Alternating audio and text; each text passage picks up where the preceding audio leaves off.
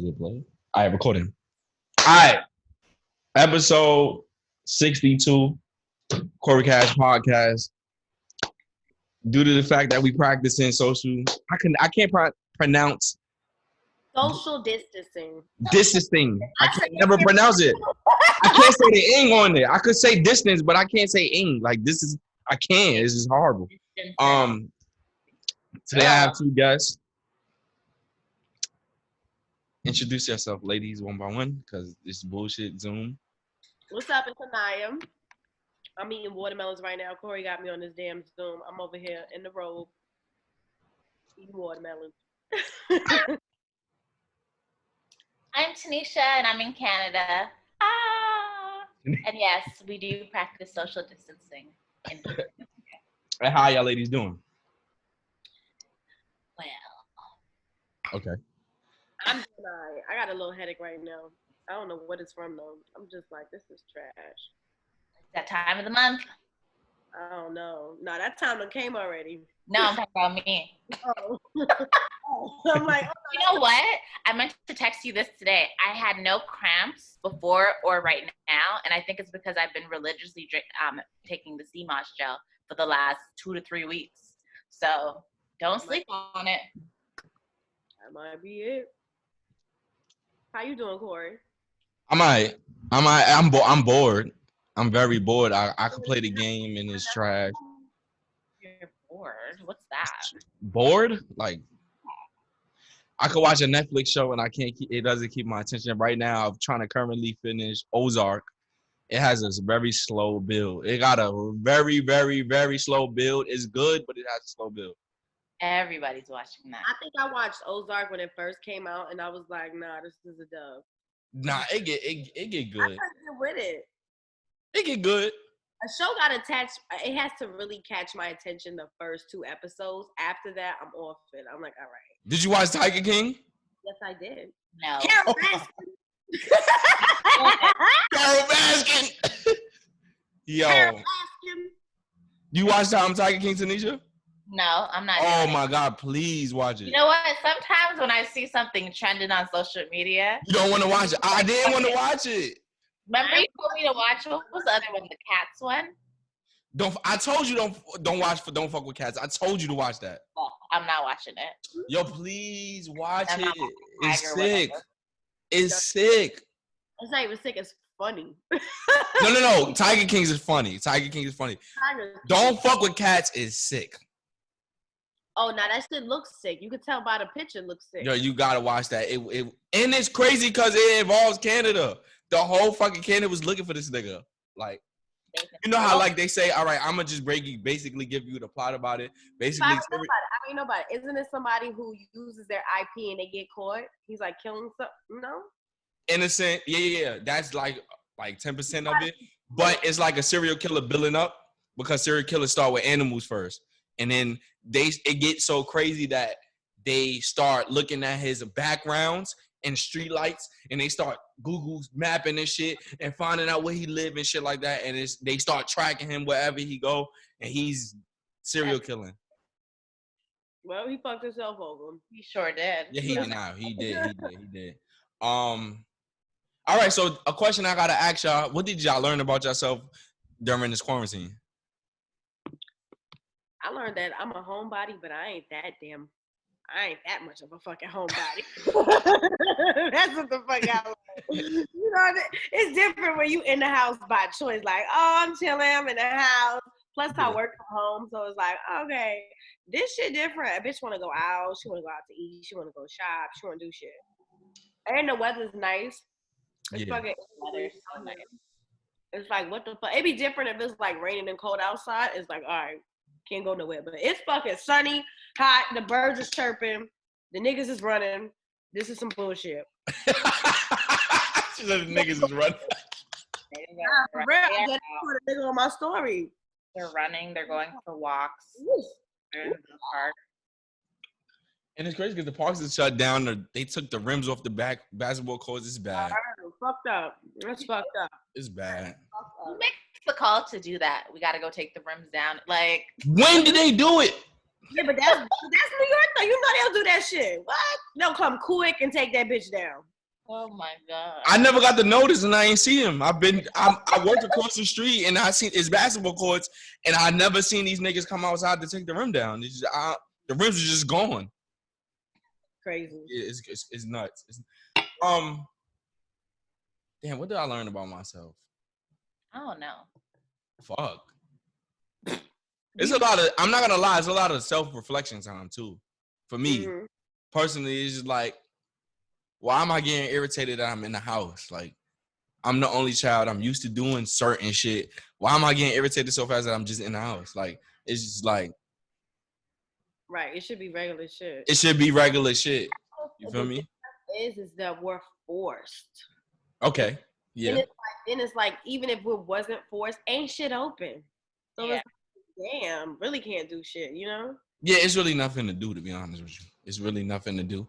I know New York got we got locked down. The president is saying that May 15th he want to open shit up. The governor is saying otherwise, and this is like it's a beef. They want to shut down the New York subways. The New York subways is disgusting. I'm gonna be honest with y'all. I thought they were cleaning them. No. No? I come home from work. I get up at 12. I get off during like 10 p.m. to 12, depending on how fast I do my last delivery. And the trains is like filled with like crackheads and homeless people that are choosing their spots on the train. Like, this is my corner. And these niggas, you know, I'm not trying to be funny and sensitive, but these niggas haven't showered, so they like the whole carts thing is bad. Right. Then on a regular, like, it's mad widows outside, like mad tweak heads and randoms outside. It's nasty. So if they shut down the subway systems, at least you I heard that. stop people from traveling, because the thing is that niggas don't understand that a virus needs a host, and which is a human body. And when we come in contact with people, whether we talk, cough, sneeze, you know what I'm saying? As long as we contact people, it's gonna travel. Wait, Cory, you remind me of that video. He's like, it's a virus! But it's true. You see that video? It's like outside in front of the projects. And it's like, don't touch me with your fucking hands. If this ain't Cory, I don't know who is. Yo, you did say that to me. So I said, like, I'm like, that's me all the way. Your ass. That's your I ain't gonna lie, when I go into work, I'm elbow dapping niggas. That's my shit. Nah, what I was about to say, you said something about the subway. Yeah. Them closing it down. Yeah, the governor's trying to shut it down. Oh, I not don't see how that's possible though, because people with essential jobs still have to travel. In order for this shit to stop, you have to stop all jobs. This is my thing. Like, niggas don't, I understand like us as the outside looking, but it's like, this is a global thing. This ain't just the US. This is a global thing. You have to like stop niggas from going outside, literally. And I think if it gets to a point that niggas is not listening, it might be martial law. We might have like literally military outside, like, yo, you're not going nowhere. Go back upstairs. It might get like that. It might though. It might get like that. He was saying that they let in certain states like Texas, Atlanta, open up. I'm like, listen, that shit is a setup, because if they let that shit open up and these people are just out and about doing regular shit, that's because that's a whole hidden agenda. They want your ass to fucking get sick. And then it's like, my thing is, even if you open up, I'm not even waiting for state to state. I'm waiting for United States as a complete whole to say, okay, we're good to go. It's clear everywhere. Instead of saying, oh, it's just clear in my state. Yeah, but then if it's clear in my state, that means other niggas could fly into my state with they bullshit. So it's just like, and we don't acknowledge it, but niggas is still flying during this time. I live by the airport. I see flights all the time. And and it don't matter if it's how many, well, it does. The airplane can't fly unless it's a certain amount of people. So it's enough people to fly on these flights. Yeah. Flights is like, I ain't gonna lie, flights is at an all-time minimum. So it's like, I could see why niggas. But where's niggas going? Out and about. They the one, and then it's crazy because like you gotta acknowledge as a human being that your body might not show symptoms, but you can transmit it to somebody. So it's like you could fly from North Carolina to Baltimore or whatever, or Maryland to Maryland, but you could bring it to somebody. Mm-hmm. So it's like we need to take some, and I'm not mad at like if they shut down everything because it's a global issue. It's not just a New York issue. It's not just a U.S. issue. This exists all around the world. It's a pandemic. It's a pandemic. Facts. You know what's even more eerie? That they have that fucking Netflix movie or show, documentary, whatever the fuck it is. That shit came out before everybody was on lockdown. I heard about that. Yeah. They have a what? They have a show on Netflix. I don't know if it's a documentary or a show, but it's basically how to survive a deadly virus. That shit came out like the beginning of this year. Yeah. That's on nasty. Netflix, trending. And I'm like, that's kind of eerie. And then that we all dealing with this? That's nasty. Yeah, that shit kind of. The issue with me is like, I'm not gonna lie. At first, I thought it was bullshit. Then it started hitting home, and it's just like, all right. I lost a cousin to this shit. It's like, yo, all right. Like, now this shit is getting out of pocket because it's like, I thought it, niggas joke. Niggas don't take shit serious on the internet. And it's like, as I lost my cousin, I'm like, nah, I can't fuck around. Yeah, I can't fuck around. Yeah. I can't. I think people forget that this has been around since October and November. That's a fact. Like, I remember hearing about it, and I was like, whatever. I went to Miami for Art Basel in December, went to London in February, came back from London, and that's where I felt like I started hearing about it more in London, where it was just like they shut down. They shut down. They hadn't shut down yet. It was when I got back. Then 2 weeks later is when everybody started to wake the fuck up. Yo, I'm gonna be honest with y'all. I went past the Bronx Zoo 2 days ago, yesterday. Mm-hmm. One of these days, and it's a morgue. Oh, the animals? Literally, dead bodies in the open spaces, dead bodies, like literally. What? Seriously. That's crazy. It's a morgue because at this point is no place to put the dead bodies anywhere. Like funerals is allowing 10 people. That means including the pastor, including the others that actually work for the place, and then including the family. So 10 people at a funeral is really terrible. Like 5 of the family members, and they're getting fined because other people are like outside in their car waiting and shit like that. It's like it's horrible in New York. That's terrible. Like, I'm gonna be honest, my cousin died April 4th, and it's like we ain't got no funeral for her. And usually in black families, when death happens, your families from down south, everybody come up, everybody kick it. It ain't that. It ain't that for me. It's not.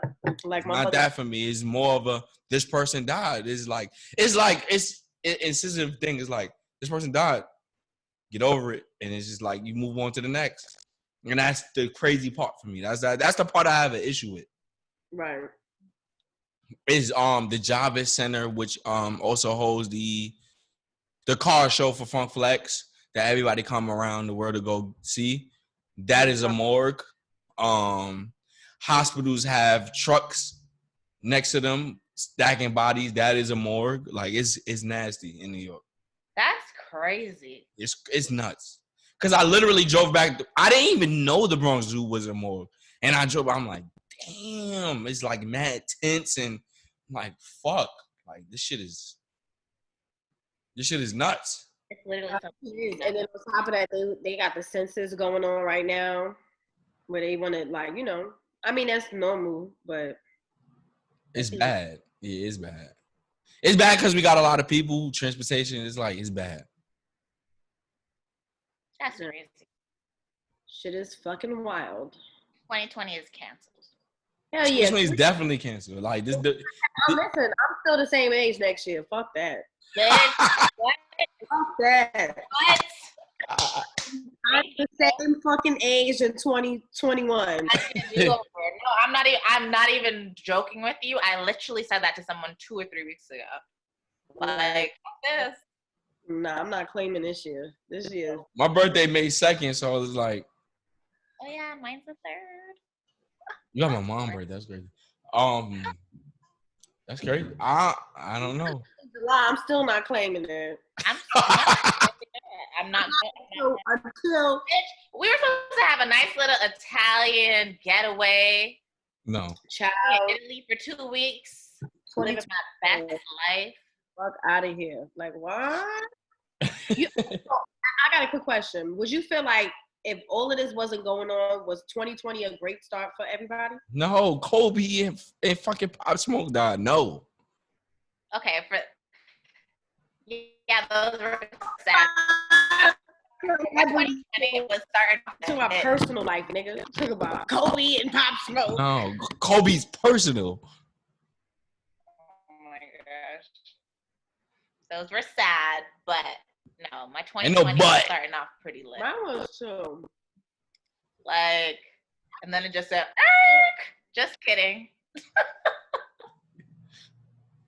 All right, so let's go to 2020. Let's go with January, February. Was it a good year? It was. January, I did dry January, so I was sober for 30 days.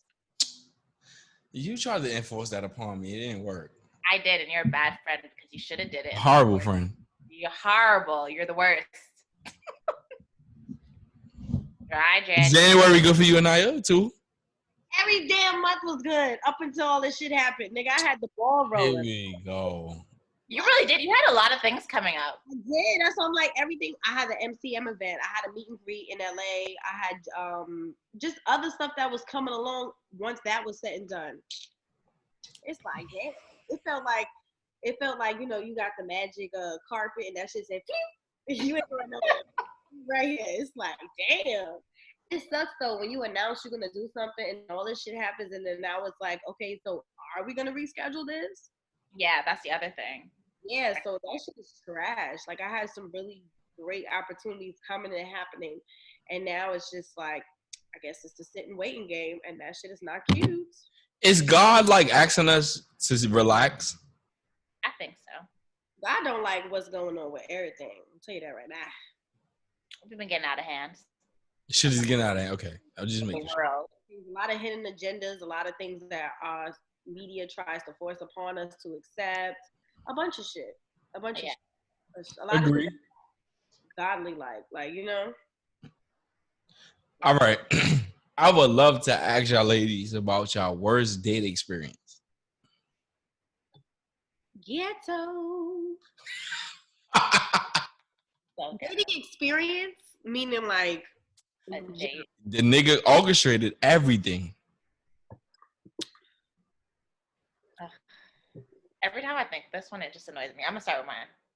So a few years ago, some time ago, before Christ. Like a couple years ago. I don't even remember. It was a while ago. My last apartment. This guy that I knew just because he was friends with my little brother. And he asked me one time, he's like, hey, I know your birthday's coming up. Let me take you out for dinner. And I was like, is this a date? And he's like, no, I just want to take you out for dinner. I was like, okay. Let me preface this with, this is the last time I will ever say yes to someone that I don't actually want to sit down and have a meal with. So anyways, I go to the dinner. He picks me up. And he takes me to Ruth Chris. I don't know if you guys are familiar with that, but it's like a popular steak. Are we familiar? Yes. I know Prime is like more popular in the States. So I'm like, I don't know if Ruth Chris is like as big of a deal. In New York, Ruth Chris is popping. In Atlanta too. So he took me to Ruth Chris and I was like, oh, this is cute. What made you think of Ruth Chris? Because that used to be one of my favorite restaurants. Like now I've been there so many times, I'm over it. Mm-hmm. But he's like, oh, that's the kind of places girls like you like, right? And I was like, I remember this. You tell me this. Yes. When I tell you this nigga insulted me the whole day. It started with that. Girls should be happy to get free meals from niggas. What else? That Louis Vuitton bag. What nigga bought you that? How much did your nails cost? Did a guy pay for that? It was just it was one after another after another. Cringy as fuck. It was cringy as fuck, and I was so over it. That's like, nasty. I'm like, bye. This is a wrap. Like, over it. I was so annoyed. It was a terrible day. He insulted me the whole time. And I was like, and it's so funny because I was talking to my brother's dad about it. And I was telling him, I was like, yo, the guy just insulted me the whole day, pretty much. And he's like, well, you know how Nigerians are, and like they don't respect women. And then this isn't my opinion, but that's what he was saying. He's like, they're not really respectful of women. You know, they think that like men are more dominant and stuff like that. And they basically look at girls, like girls just are looking for their next meal. There's some religions, some countries, yes. Yeah, so it was a terrible date. He just insulted me the whole time. And then that's it. That was the end of it. And the funny part is he never even had my phone number. He had to like Snapchat me to tell him.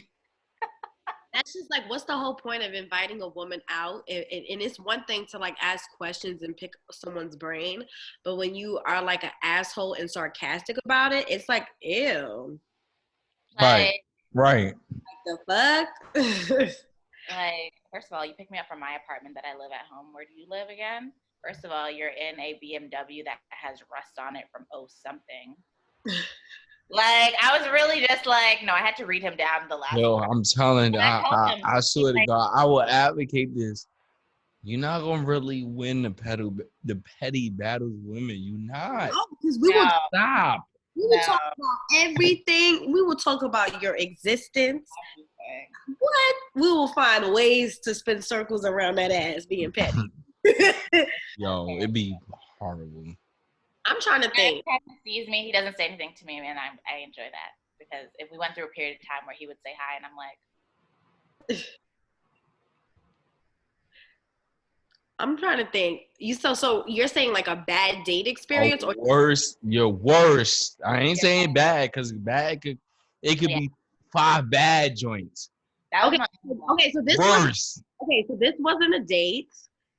It was not a date. Okay, so at the time, this is when I was on my heavy pothead shit. I had first moved to Atlanta, and I only knew one nigga selling the stuff. And he was so creepy, and his name was Chicago. So we're just gonna throw that out there. Yep, the plug name was Chicago. Now his stuff was good, but it came to a point where I feel like women who, want to smoke or have they shit, it's hard for us, especially if we cute, because all these damn drug dealers, they just want to take you out on a date, go out, and it's just like, no, bro, just make sure that eighth is fat, please and thanks, So that eighth is a real pothead. So, make a long story short, he kept asking me to go out, and I'm like, ew, no. I ended up stopped smoking all in general because I just couldn't find nobody else, and he was getting on my nerves. So I was like, you know what? She was. That explains a lot. Like, I just completely stopped. Like, I don't even want to smoke no more. I don't even want to go through you. I don't even want to ask you for nothing. I ain't gonna call you, text you, nothing. I ain't gonna hit you up. You ain't gonna pull up nothing. So he kept asking, like, oh, let me take – this is how you sound too. Let me take you out, Anaya, later. It's like, ew, like that creepy. I just want to point out him calling you Anaya later is nasty. That's nasty. Listen. You will be surprised. Niggas is corny. Like, why would you call me by my Instagram name? But that's nasty. That's disgusting. It sounded like a Russian bot.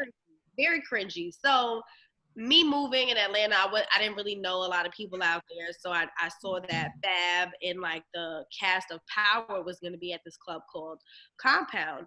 Or was it I forgot which club it was. Anyway, so I was like, damn, I want to go, but I ain't got nobody to go with. And I knew that he was going. So I kind of was like, all right, well, I'm going to go with you to the club. They had a section. So I'm like, all right, I'm good. So I thought. So I'm thinking I'm good. When I tell you this had to be the most ghettoest nigga I ever went out with. And it wasn't even a date. It was just riding to the club with him and just being in the club with him. I've never walked with a man that got out his car and just started walking. Like, you got a female with you. Regardless if we're intimate, we're friends, we're cool, we're whatever. Mm-hmm. How you get up out your car and you just start walking to where you going and didn't even say you good, you need, like, it was so weird. We get in the club, it's just real mixy. I'm like, yo, I've never been out. He didn't ask me if I wanted something to drink, but the whole time you've been pressing me, you know what I'm saying, since I moved out here. Now I give you the time of day for us to kick it or whatever, go out. it was just ghetto. It was so ghetto. It was so ghetto. And then like his homeboys, they was in town. They were like, yo, you good? You need something? I'm like, yeah, it's like I'm with 10 niggas and I'm the only female. And then the nigga that brought me with him, like, you know what I'm saying? Then he leaves the club. How you leave the club and don't say nothing? So then, yeah, mind you, I rode with him to the club. It was just so ghetto. Y'all, it was so fucking ghetto. It gets worse than this. I'm not even going into detail because it's a hot mess. But I was just like, that has to be the worst experience that I ever had with like another man. Like I've never. Any nigga that nicknames himself after a city in a state is nasty. When I tell you, I stopped smoking because of that shit. I would too, girl, because it was ghetto. Yo, that is ghetto. Do y'all really want to get into the NBA young boy Yaya Mayweather thing? Yes. Okay. Where is your father? And where is your mother to talk fucking sense into you? No, who abused you as a child that you think this shit is okay? I really don't understand. I need someone to break down. No. Where are your parents? Yo, what the fuck?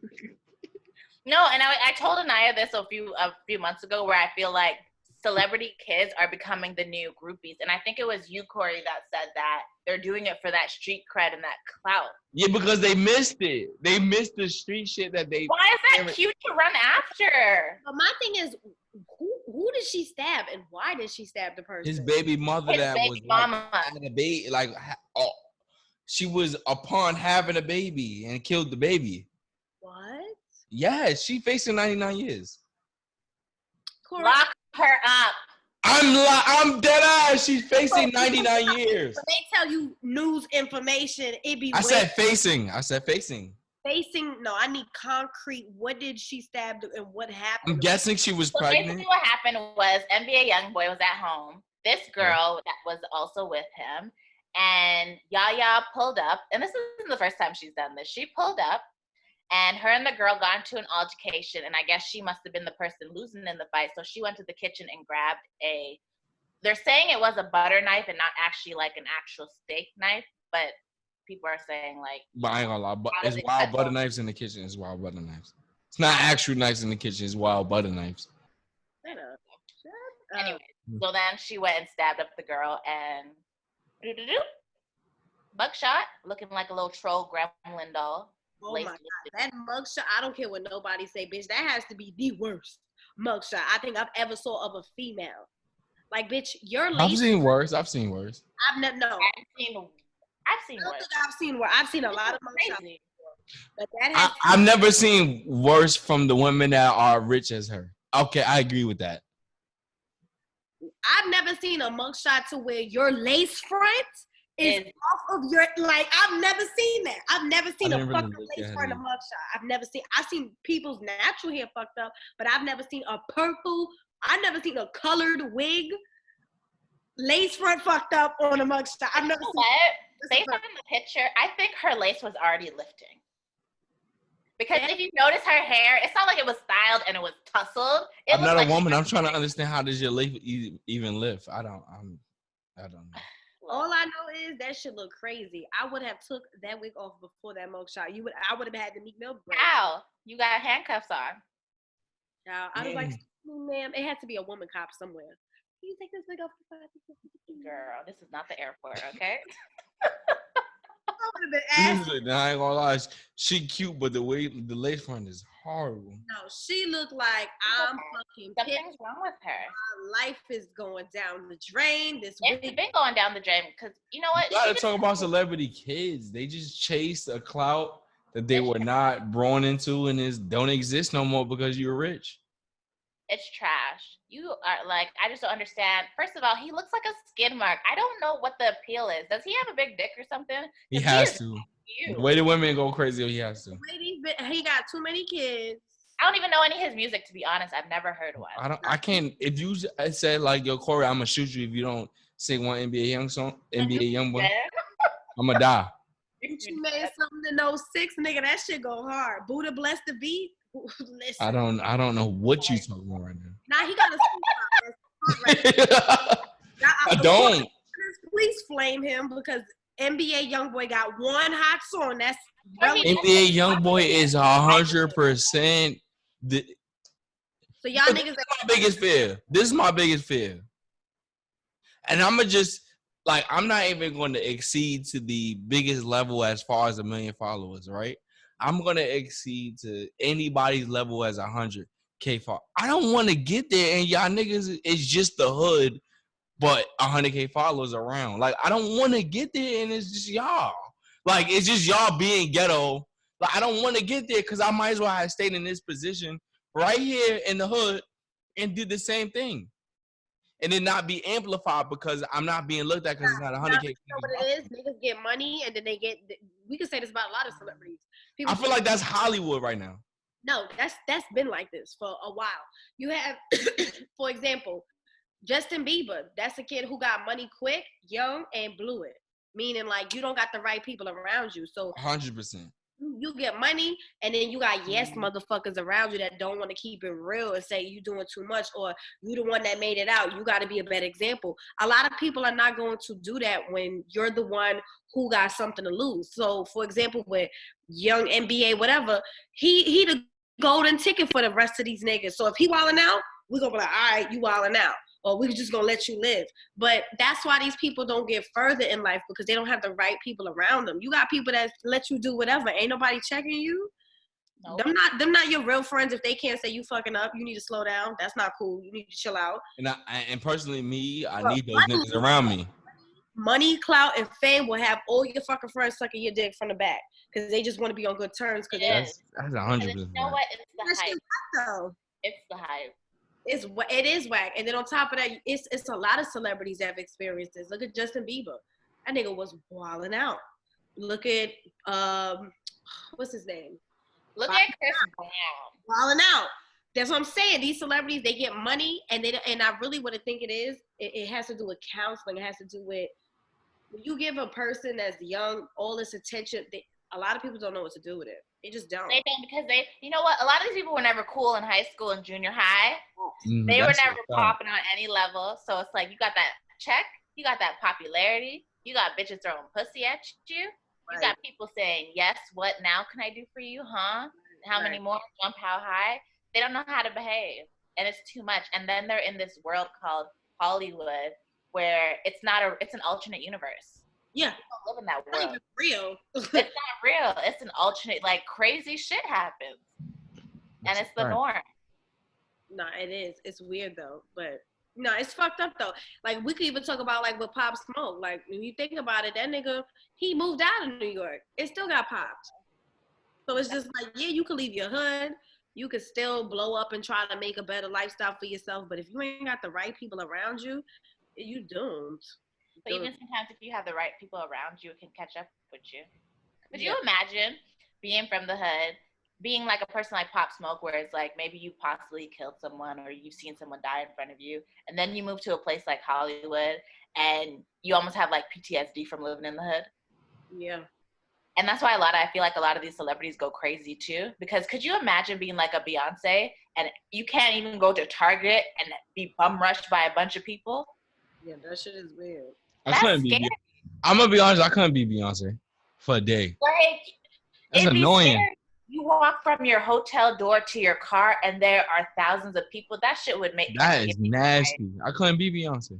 I mean, anyone could just grab you. Like, Julius is there, but he only one person. Princess Diana died. Didn't she die because of paparazzi following her? Yeah, they were following her and she got into a car crash underneath the tunnel in Paris. What? Yeah. That's how she died. You shitting me? No, yeah. Diana died.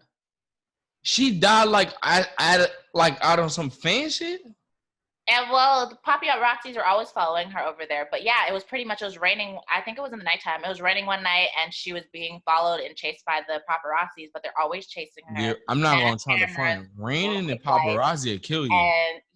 And they ended up in a car accident. That's nasty. It was her and her lover or whatever, the guy she was dating at the time. That's nasty. That's disgusting. It is. Or you talk about those, like, you know, those crazy stalker fans that kill celebrities. Like, you think about Gianni Versace, how he died in front of the steps of his damn South Beach house. Right. Or not even Chris Brown had that bitch stalking, that stalker girl. He came home and that bitch had been in his house for 2 days. Yeah, eating his How? But you know, robberies and break-ins and people living in people's house. Remember when that Rihanna stalker broke into her house? But she wasn't there. She was in a whole different country. But it's like, how does that happen? What we pay all these millions of What dollars creates the obsession of you loving someone or loving someone's art that much that you want to do some physical harm or do something bad to them? Like, what creates that? That's a different. You'll be surprised how drawn people are to other people's lives, like to that extreme to where they're like, I need to see this person. Like, what? I can't That's an remember. obsession. There was an actress in the 80s where she was probably like the first person where it happened, where like a crazy fan became obsessed with her. And he got mad with her because of a sex scene that she did in a movie. And he started sending her letters. He found her address. And then he came to her doorstep one day and she opened the door and he shot and killed her. Crazy. Right? Crazy. Oh, you know what else was even also like, there's a Playboy documentary of like the first major Playboy girl. Mm-hmm. Bunny, I'm over here talking about girl, and her boyfriend, he's like basically pimped her, and she ended up being like a very popular bunny at the Playboy Mansion, and she was like the youngest, but he got so jealous of her fame that he ended up killing her. So you got niggas that try to come up with you, and they mad that they ain't getting up either. Nah, celebrity is crazy, and it's not even like, as we're talking about like fans being drawn to them, it's like you have people that are celebrities that are drawn to other celebrities, and it's just like to see this little girl, just to bring it back full circle, but to see someone like Yaya, who has lived a wealthy, you know, affluent life her whole entire life because of her dad's success, to still be drawn to somebody like him. And nothing against him. Like, do you think it's a void of missing it? Like, I never been through this. I need to at least experience it to relate to people. I think it's just the clout. I want to be one of those girls dating the rappers. Right, that's the thing. It's cool for rappers to have girlfriends now, you know? Back then it wasn't. Oh, not even. People talk about your relationship before they talk about your art. So True. Like, I just looked up his name on YouTube. The fourth video is him on live talking about yo daddy, this and this and that. Like, nigga, why is that the fourth video when I type in your name and you're an artist? Yeah. That's crazy, but we live in a day and age where they do anything for the clout. Like, if this is gonna get my slaves going on, I think she should get jail time, to be honest, because she lost her mind over this boy. Like, she needs it to save her life, because this isn't the first altercation. This is just the worst of them. This is the second one in the last couple months, actually, because there was that there was that camera footage of her just like a couple months ago where I think she ran up on him. Mm-hmm. She ran up on a girl that was in a car with him, and they got into a fight outside of a hotel. It was something crazy like that. And I'm just like, why? What is she doing? It also gives me abusive vibes, because his last relationship with that other girl, what's her name? Janae. But she just had a baby with him. And there was videos when he would hit her, push her, and she would get on Instagram and lie and be like, oh, we were just playing. So he gives me very abusive and controlling vibes. And that could just be because these girls got daddy issues. Oh, absolutely. Because it's like, I don't understand. So we may not get the dynamic of Yaya's personal relationship with her father, but there's a fucking disconnect. Because there's no way in Jesus' sandals that like your father will allow his, like, I don't know. And then on top of that, I've seen his other daughter playing suicidal music on TikTok. Like, put your hand up if you want to die. And she's like, what? Like, I'm confused. This quarantine is really showing people's, like, weird-ass colors. But I think that's the one that is with the mom that just passed away. Mm-hmm. So it could be that, losing the one parent that was always there. Right. No, I'm sure, I'm not going to say, I don't know what his relationship with his kids, but I'm sure they're all closer with their mom than they were with their dad. Right. But maybe not the son. Maybe not. Maybe. I don't know. He said he just started training him, so who knows? But she needs to do some jail time because she's lost her mind over this little boy, and you just can't be fighting with every girl that he's sleeping with because he's not gonna stop.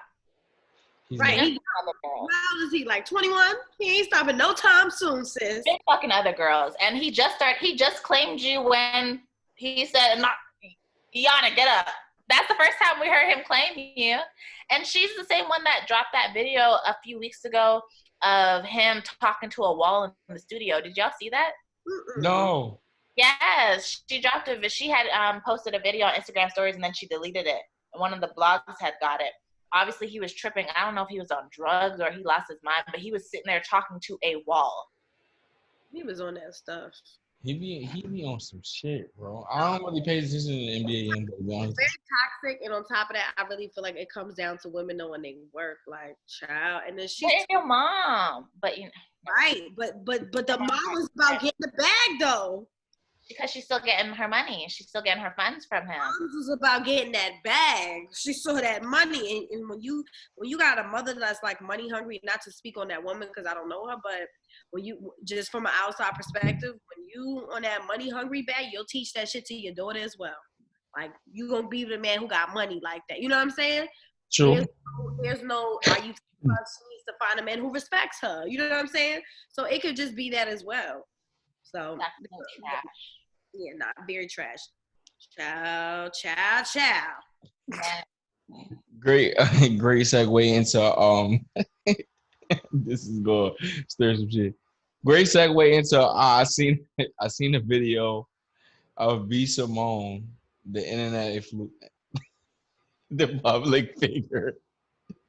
She had a video of Simone had a video of saying and manifesting the way to get $1 million, and she was in the video. She was crying and saying that, expressing that certain people have worked for her. I want to say for free at certain periods of times, and it was everybody viewed it different as me personally, and if I ever become successful, I don't never want to talk about my friends that did certain things for me for free, etc. I just don't want to put their business out there. That's just me personally. And I think like personally with B Simone crying, it was just fake to me. That's just me. You're so annoying. I'm being honest, and that was just fake to me because I'm not saying that she genuinely didn't want to cry because of her success. It probably was overwhelming, all right. But I didn't like the video. I think it's quite corny. And I seen Kevin Hart do this. I seen Kevin Hart get drunk and then ask his mans that train him every day, do you have a house to live in front of his wife? That's two different situations. Kevin Hart is two different situations, but my thing is, I don't need to talk about people that I view as friends like that. But I don't think she's talking about it in a bad way. I think she is sitting here and giving her kudos and saying, like, I would be nothing without you guys.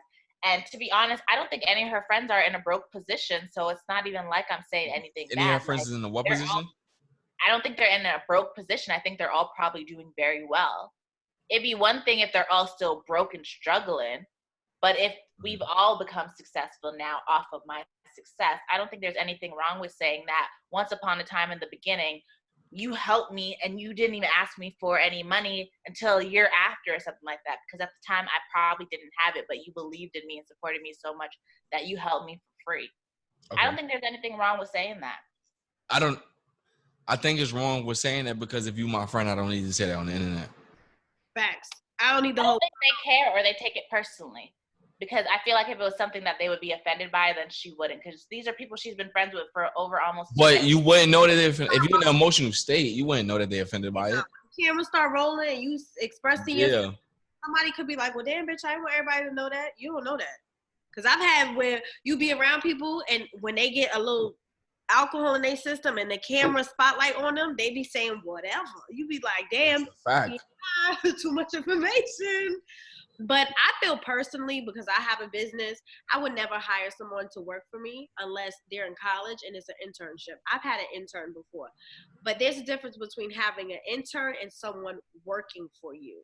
When you have someone working for you, there has to be some sort of payment being made, or that's an internship. Because when I had an intern a couple of years ago, I didn't see her all the time. It wasn't like we saw each other every day. It was when I needed her, and then she would have to go back to her class and write about her experience with me. But outside of that, to even when I have, like, my friends do stuff for me, I always pay my friends. When you have a business, that's a tax write-off. So when she said in the video, oh, the girl was walking to the post office, there's no way in hell, friend or no friend, that I would have somebody walk and do a service for me while I'm collecting all this money and I'm sitting back looking good on the gram. There's no way. There's no way. There's no way. Even if the person don't want the money. And I don't feel like my job is to express the fact that this person walked to the post office.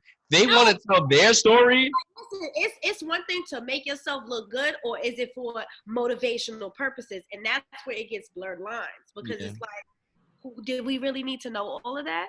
Because from my perspective on it as a business owner, I would never have somebody do that, and I wouldn't pay for Uber. I paid for Piella to go from where I live in New York, and I've had her go from Brooklyn to the city for me, and I paid for Uber. So when you are basically having a business and you have somebody do something for you, you're going to take care of them. So you mean to tell me we in 2020 and you couldn't get somebody an Uber to do a service for you? Even if you're not paying them, we could already remove the payment process. Even if you're not paying them. You know what I'm saying? Like, why did that person walk in? It's not humane to walk to the post office. No, and how far is the post office? Well, what if the post office was 2 blocks away? We talking about down. And you could go yourself, nigga. We talking about down south though. What post office did you want? How far was this walk? Yeah, I probably. Details. I live downtown, and the post office is actually just on the main level of my building. See? So that's what I'm saying. But Reese, even in that, like to say, I'm a business owner, and I say I need you to do a few shipments for me, and you go downstairs to the post office. It still is. The quote is better if you do it yourself, or you know what I'm saying. It's still better than you. I have to pay you to go downstairs. Nah, that's something you want to do. I think the first time I watched the video, I had only caught the ending of the crying part. So I just thought she was trolling. But the video you sent me today where it showed like the whole bigger picture, it changed my opinion of it, because I'm just like, okay, now I know where she's coming from. It's more full circle. And I feel like she's just trying to show that, like, my friends have really rode through me through the highs and the lows of this, you know?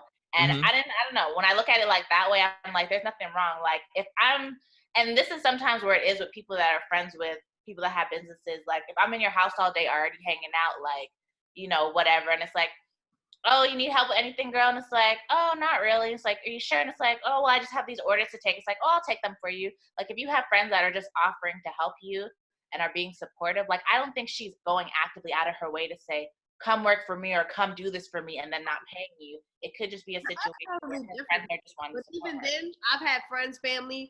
I value people's time though. Like, like that's my thing. Like, you making too much money to not make sure people eating outside of just hanging around with you because you popping. And B Simone been popping more than 6 months. No, but I'm just saying, like, I have friends. Because she's saying, oh, she been doing it for 6 months ago. It's like, you been popping more than 6 months, my nigga. But what, she's making a lot of money? Even if it's friends hanging out, like, my friends don't be wanting that when they do favors for me. They be like, just give me money for weed. But it's just the principle. Like, if you want genuine people, and that's the thing I don't like, because it could be taken how, like, different perspective watching it. You know what I'm saying? Yeah. Some people that feel like, oh, my friends better do this. But it's like, if your friend don't do that, that doesn't mean they're a bad friend. You know what I'm saying? Because there's a lot of people that think that, oh, well, if you're around me. Nah, some people not equipped to do all that. So I just feel overall with that situation, it's just like, if people are being there for you and taking care of you, look out. And look out don't patting them on the back. You know what I'm saying? Like, I don't know. Mine's is a more in depth. I'm not about to cry on camera, one. And I'm not about to cry on camera for sympathy, in a sense, for me to be relatable, to be like, yo, nigga, this nigga right here, this nigga did this shit for 7 months. Like, I'm not about to do that to make it relatable with my real niggas. Like, I'm not about to do that. Because these are my real friends in real life when this camera cut off. And there's been times where I'm broke and they held me down. And I'm not about to put them on blast for the internet or for YouTube just to make it relatable and seem so real so I can relate to it. I just think that part is very corny. I don't need to tell that my man, yeah, that nigga gave me 200 for like, and he did it, and he like, I don't need to do that. Like, as a human. Just caught up in the moment, but even then it's just like all like it could have just been very generic and say, you know what you did for me, like you could have, I don't know, because on the flip side, like what if the person didn't want everybody knowing that that's what the fuck she was doing? Now that whole world knows, you know what I'm saying? So it's just like, yeah. You gotta understand, when you record shit, you put and you post it, you publish it out there for niggas that are manipulators. So it's like, man, Be Small could get you to do that for free, nigga. I could give you this deal on the side and shit on you and trick you into this deal. You know what I'm saying? So it's like, you gotta be aware of what you posting. But some people are happy about that because they're attached to a bigger name, a big name. Side note, because you said something about Kevin Hart, so I'm lost. Fill me in with that. Kevin Hart got drunk, right?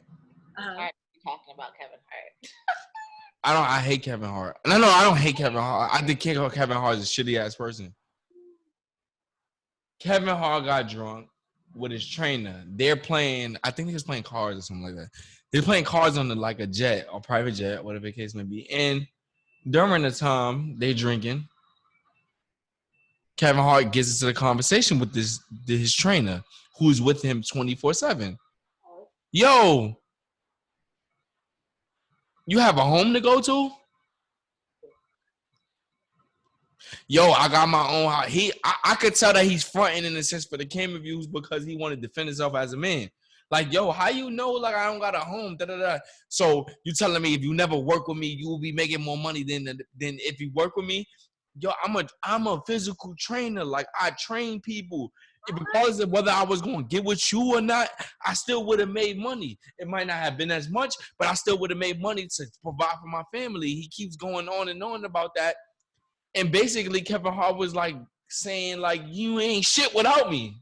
Wow, this is all new. Documentary that he did for Netflix. Yeah, and it was like, I think that was nasty. That's different than what B. Simone did. That was completely different. No, that's different because it's not in an argument sense. Kevin Hart is an asshole. Different, but bitch, don't put my business out there, period. And then they almost got into a fight. And then on top of that, his wife was president. Kevin Hart's wife was president. So it's like, now you got extra want to show offness. Like, my wife is this, so I can't lose in front of her. So now I really want to put my mans on blast. And it's like, Kevin Hart, you know you pay this man every day to work out with you. This nigga keep you motivated. Why would you ever want to ask this nigga, do you have a house to sleep in? When you know 9 times out of 10, if he's your 24/7 trainer, he probably sleep in your house or a house that you provide for. Why would you ever want to put that on camera and expose that man?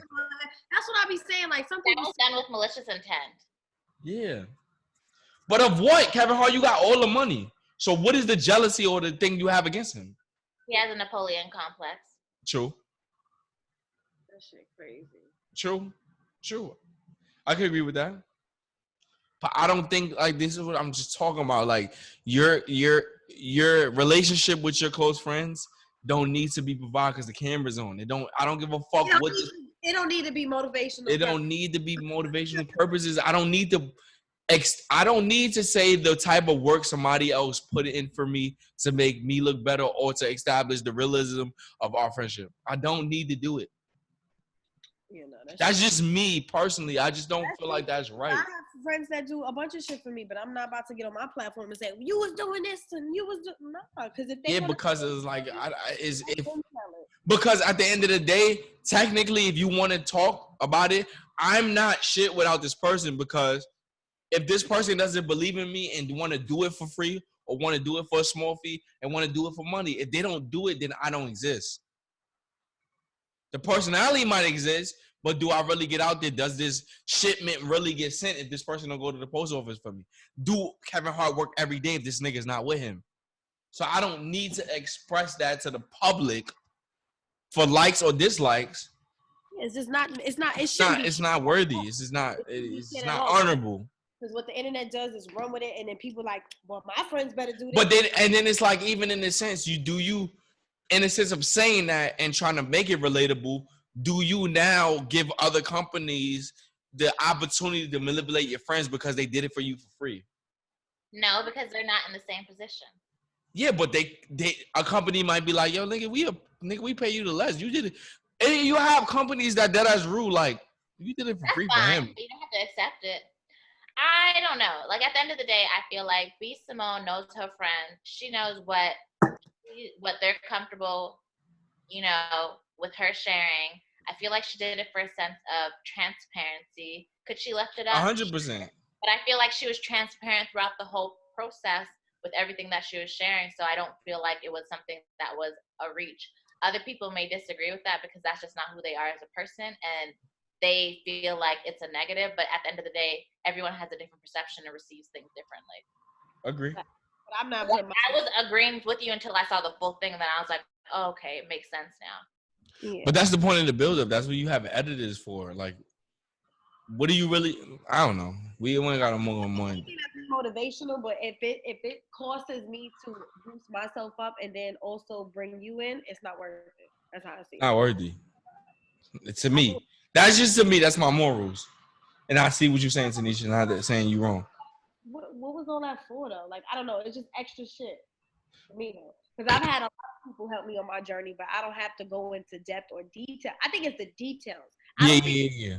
I think that's where it was kind of cringy. It's the details. Like, I've had a lot of people do a lot of things for me, but I don't have to go into details about it. And I think that's where it is, where it's like, yes, you want to be transparent with your audience, but at the same time, some shit is personal information that everybody didn't really need to know.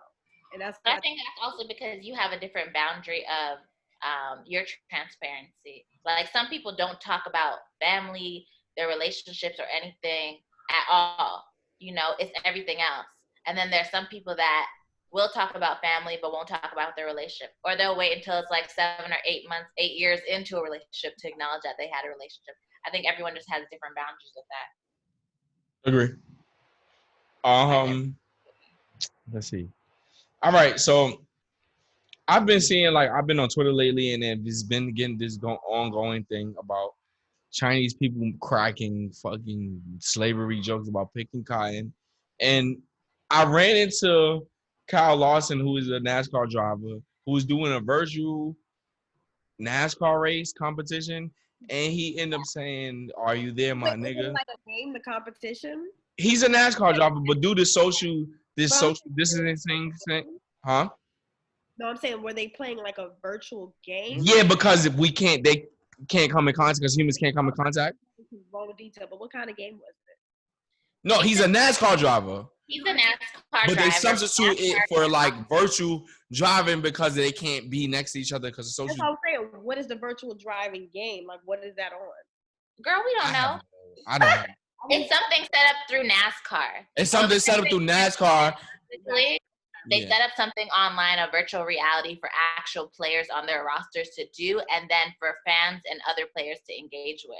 So this is like a public platform that he's sitting. Oh, so everybody named Mama listening. Yes. So when he said it, wait. So I didn't even get to it. Kyle Larson said he was speaking and nobody was answering. And if I'm not mistaken, I think he said, "Hello, my nigga," or no. What he say?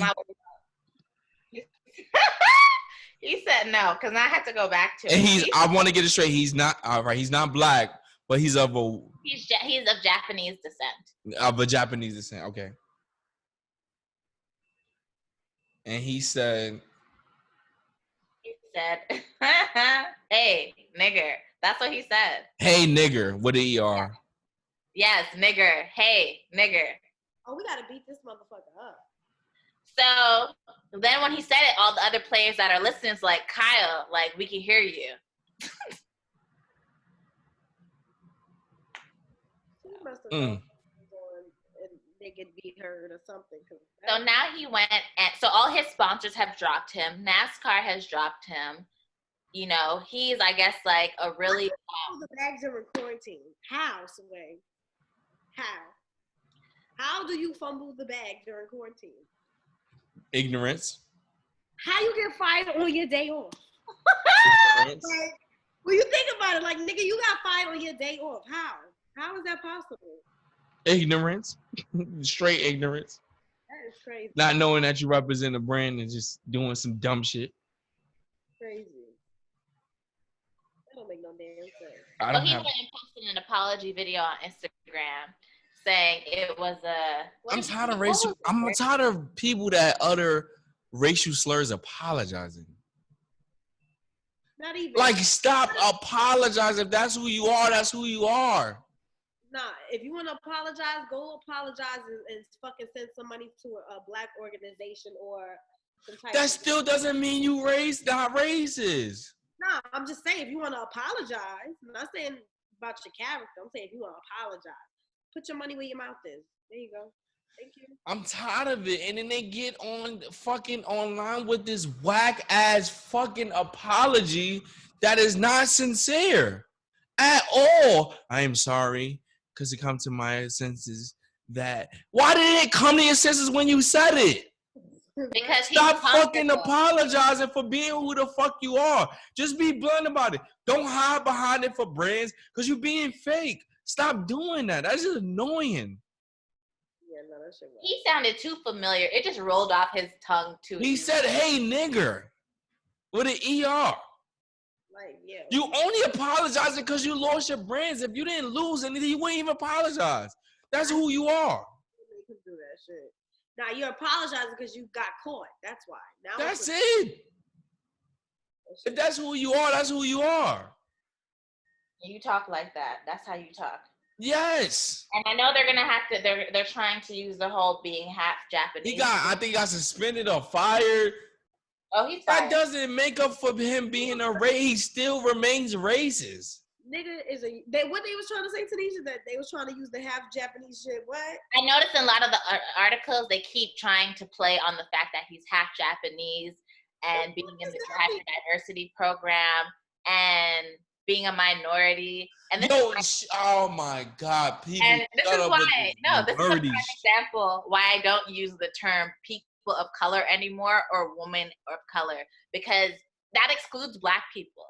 You know, if you're a minority, it's like we're all in the same bunch, and that we're a group together now, and it's like that's not the case. No, it's not. You niggas is not a color. Like, to be honest, like you niggas is not a color. Who is a color that's of people of color? What color are you? Well, Japanese don't consider it in my book. Y'all pale-skinned people. What color are you? That's just white? You saying people of color. Color will be a darker shade other than white. What a color are you? That you are people of color. Yeah, I hate that term. I really do. I do. Hate that's the term people of color. Black. That's I hate it. Black people. That's who the fuck. What color are you to claim people of color? You're not even fucking brown. Like, even like the light is a brown, nigga. An Asian person that's brown at all. So what the fuck are you talking about? People of color is just a terminology of everybody's not white. Right. What the fuck is people of color? I don't understand that shit, bro. Every day I wake up in some new POC. I seen POC and I'm like, for 2 days, I'm like, what the fuck is this? People of color. What the fuck does that mean? Like, yo, if people just want to, like, show their racism or their minority or oppression thing through other ways and want to relate to Black people so bad. Like, y'all niggas want to relate to our culture so bad until y'all pulled over by the police. And then it's like, y'all don't relate no more. Now, you heard Rihanna's speech at, what was it, the NAACP? She was like, yo, tell your friends that they got Black friends, pull up. You know, you want to support, pull up. Pull up when we marching, pull up when we protesting, pull up. It's a fact. Yeah. It's such a fact. You look at all these industries and it's like, it's even thinking about like the influencer space. If you look at how many people a Black person follows on social media, you'll see it's very diverse. It'll probably be predominantly Black, but it'll be very diverse still. If you go onto a white person's page and see who they're following, you'll be lucky if you come across 1, 2, 3, 4, or 5 Black people. I'd be surprised. We're not relatable. You know, we listen to different music apparently, we dress differently, we like different makeup, we like different designers, which is not true because we're multifaceted, and there are similarities that we can have, but because we're Black, it's we're automatic write-off. No, can't relate. She's black. I don't know what the fuck that nigger's talking about. Can't relate. Wait, did y'all see? Not to throw it out there, but did y'all see Tory Bricks punch some white lady in Target? Who? Oh, I heard about that. Broke her nose. Tory Bricks, is that her name? Who's that? She used to date Young and May. She's now with Rich the Kid. Yeah.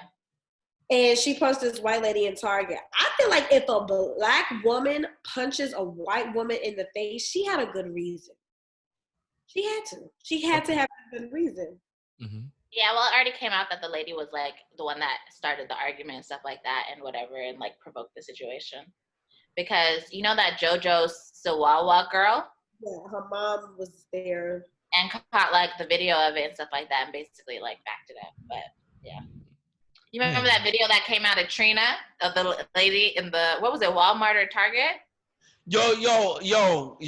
I'm glad that you brought up Trina. I understand what you're saying. I know this is Trina for years been tricking people. What are you talking about? I seen a battle rapper say this because it's like he says if you like, you know how people, what is the exact terminology? Is if you say something, it seems like the truth. And for years, even when I was younger, 12, 13, 14, I've always thought Trina had a fat ass. She don't have a fat ass. She always came out as this person that got a fat ass in the body. She don't. And I don't know how she was able to trick everybody in the community to think, like, you, even like when niggas rap to this day, niggas be like, I want to bet, like, Trina ass, like, and it's like, she don't have no ass. Like, I don't understand how she was able to do that. Probably at the time where ass shots and BBL. No, she do not. She got a regular body. There's nothing wrong with her body. It's just like, yo, I always thought Trina had a ridiculously buffy booty, and she never had that. That's crazy how she manifested everybody to believe that shit. You're reaching. I'm not reaching. What is a fat ass though to you? Because naturally, because now we're in a different time than we was in the early 2000s. Naturally. Yeah, like if we look back in Trina's time, we had like didn't have a fat ass then. They didn't have BBLs and ass shots and fur boots. Has changed though over the years. Because if you look back at like Trina's era, Trina, Eve, Monica, Erykah Badu got a real like fat they were ass. all shaped the same, where it's like small frames, no hips, bums, not big titties, very flat. Like Trina's very flat chested. She does not have big boobs. And she don't have a fat ass neither. Yeah, but if you think about it, if you have a small frame and you have a butt sticking out, it's like, okay, you have an ass. Like Trina wasn't thick like she is now. Yeah, no bitch in the 90s was hippie like that. They didn't have no hips or anything like that. So it's just like girls from the 90s that have, I don't know who a girl in the 90s that had a crazy, but she's not the 90s. She's like 2000s. J-Lo had a fat ass, but Trina came out in the end of the 90s and early. She's 2000s. Trina's 2000s. No, she's late 90s because I moved to Miami. 2000s, basically. Cory, that is 90s. You don't know late 90s is still considered transitions to 2000s. No, stop it. After 1999. All right. What's their name? What's the Slip and Slide? Slip and Slide is late 90s, y'all? Yes, because that was popping when I moved to Miami, and I moved to Miami 90s. What are you talking about? 2000 is like it transitions in. Bro, Trina never really had a fat ass, bro. She never really had a fat ass. But we're talking about in the 90s where we had women that were who had a big booty. Erykah Badu is 90s. No? Pull up a picture of Erykah Badu in the 90s right now. She's gonna have a fat ass. All right, come on, let's go. But you also have to think about compared to what? You have to realize these girls were skinny back then. You look at music videos, bitches' asses wasn't fat. It was that camera angle, okay? No, right. They'll get right up under that ass cheek and that shit look fat. And you also have to keep in mind that black girls don't have flat asses. Right, so even if it ain't humongous. I don't know when this was, but this is a fat ass. That's a fat ass. That's Erykah Badu. No, it's not fat. It's sitting up. Like J-Lo. J-Lo butt sat up. No, J-Lo, no. But J-Lo danced, she worked out, so that's totally different. And J-Lo has hips. Right. Yeah. But most women in the I'm not saying a big butt. Like, you ain't got to have an enormous butt. You're trying it. No, Trina slander will not be tolerated. Next. I could agree with that. Okay, then all right. I'll take my L. got a Trina booty. Like the fuck? Trina didn't have a fat ass. That's what I'm saying. Guys, When I looked at it, I'm like, no, Trina never. When Wayne was dating her at that time, it was like, no. they were engaged. Okay, there was the engagement. That's nothing. Trina had the best. I miss that era of like just magazine covers, videos. Yeah, but I don't know why we don't have that no more. They had. That's not a no. But they said fat ass like Trina. You know how like niggas be rapping and fat. But they probably like. Who else had a fat ass? Nothing wrong with liking Trina. She just didn't have a big butt. Well, okay, so who had a fat ass in that era? I just named Erykah Badu did to me. Look at her butt. What do you mean? Like it was booty. That's natural booty, and she probably. There's nothing wrong with it being natural booty. It just wasn't extreme. Like how niggas be like, well, Nicki Minaj shit is fake, but how niggas be like fat ass like Nicki Minaj. Like it wasn't that. Yeah, who are we giving that's natural? Meg Thee Stallion's natural. Okay, but that's a fat ass. We ain't seen no ass like that. And she's tall as fuck, and she's 5'10". She's a thick girl. She tall. She tall. Very tall. She's mad tall. She's mad tall. Right, but again, that's natural ass though. I'm not tripping about natural. All right, Beyonce was thick at the time. Beyonce was not thick. At late 90s? Destiny Child? Nigga, Beyonce body look 03? So we giving her 03? She had hips. Yeah, okay. Beyonce had hips. It's very now that's some new shit. And she had her tummy done. Cause we could. I don't know. I don't pay attention. No, she did. You could tell in her. You know what? Beyonce was the first celebrity to have that tummy tuck stomach look. You know that tummy tuck. You know how Bernice's stomach looks. I don't pay attention to Bernice, but I know she got everything done.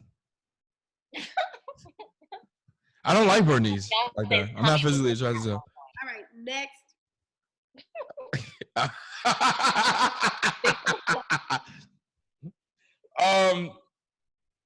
We spoke about Dr. Oz. Did we speak about Dr. Oz saying that she reopen schools? Dr. Oz, are you a real doctor? No, he's not. No, nor is Dr. Phil. I think anybody should watch TV doctors. There you go. And TV doctors are not, but everybody doesn't know you can have a doctorate in everything, and you can put a doctor in front of your name. So they think that you're automatically a physician, and it's not. That's not true. Oh, absolutely. But I feel like it's almost like it's false advertisement because it's like all Dr. Oz speaks about is like medical and wellness things. So you would assume that's what his doctorate is, right? And same thing with Dr. Phil is a lot of psychology. Yeah. Stuff like that. So I feel like you're lying. A super lie.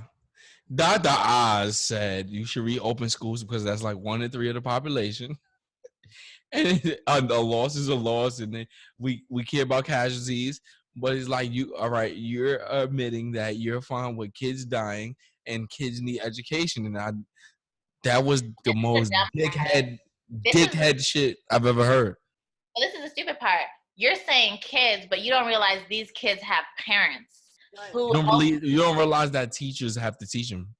Like all these are going to get infected by these children. So the teachers that are teaching them, the people that are cleaning the school, the bus drivers that are driving them places, the babysitters that are watching them, the parents that are taking care of them, the co-workers of the parents of the children that are like, that doesn't even make sense. It doesn't just stop there. Like, Dr. Oz is an idiot. Where's your intelligence? He don't have none. And he was put on by a black woman named Oprah. Next. Can't we talk about Oprah? No, I don't like her. And we don't like, what's the other one? Gail? I don't like her either. Child, Gail tried it with that Kobe shit. I ain't going for it. Gail's been trying. No, Oprah and Gail is a piece of shit. But you know what's the biggest try? When Oprah did that interview and she's all like, I feel really bad for Gail. She's getting... Gail gotta walk around with security. Like, nigga, shut up. Ain't nobody looking fuck up. Yo, shut up. Yo, Oprah, you crying is crazy to us. Shut up. That's the only time we see Oprah cry. We never heard Oprah. Oprah ain't cry. She did Color Purple. She ain't cry. Don't cry because Gail is getting fried. The OGs they're not used to like that internet flame. Oprah, you ain't never cried. Shut up. Trying to handle that flame too. Y'all niggas hang out with Harvey Weinstein and y'all niggas ain't crying about shit he got accused of. Shut up. Don't cry because Gail, she has to walk around with security. They're bashing her. Y'all, shut up. You got money for security. She's crying because she got to pay for that security. What are you talking? Shut up, Oprah. Yo, why y'all still circulating? Why do y'all matter? Any Wendy Williams, Oprah? Why y'all matter? I don't understand.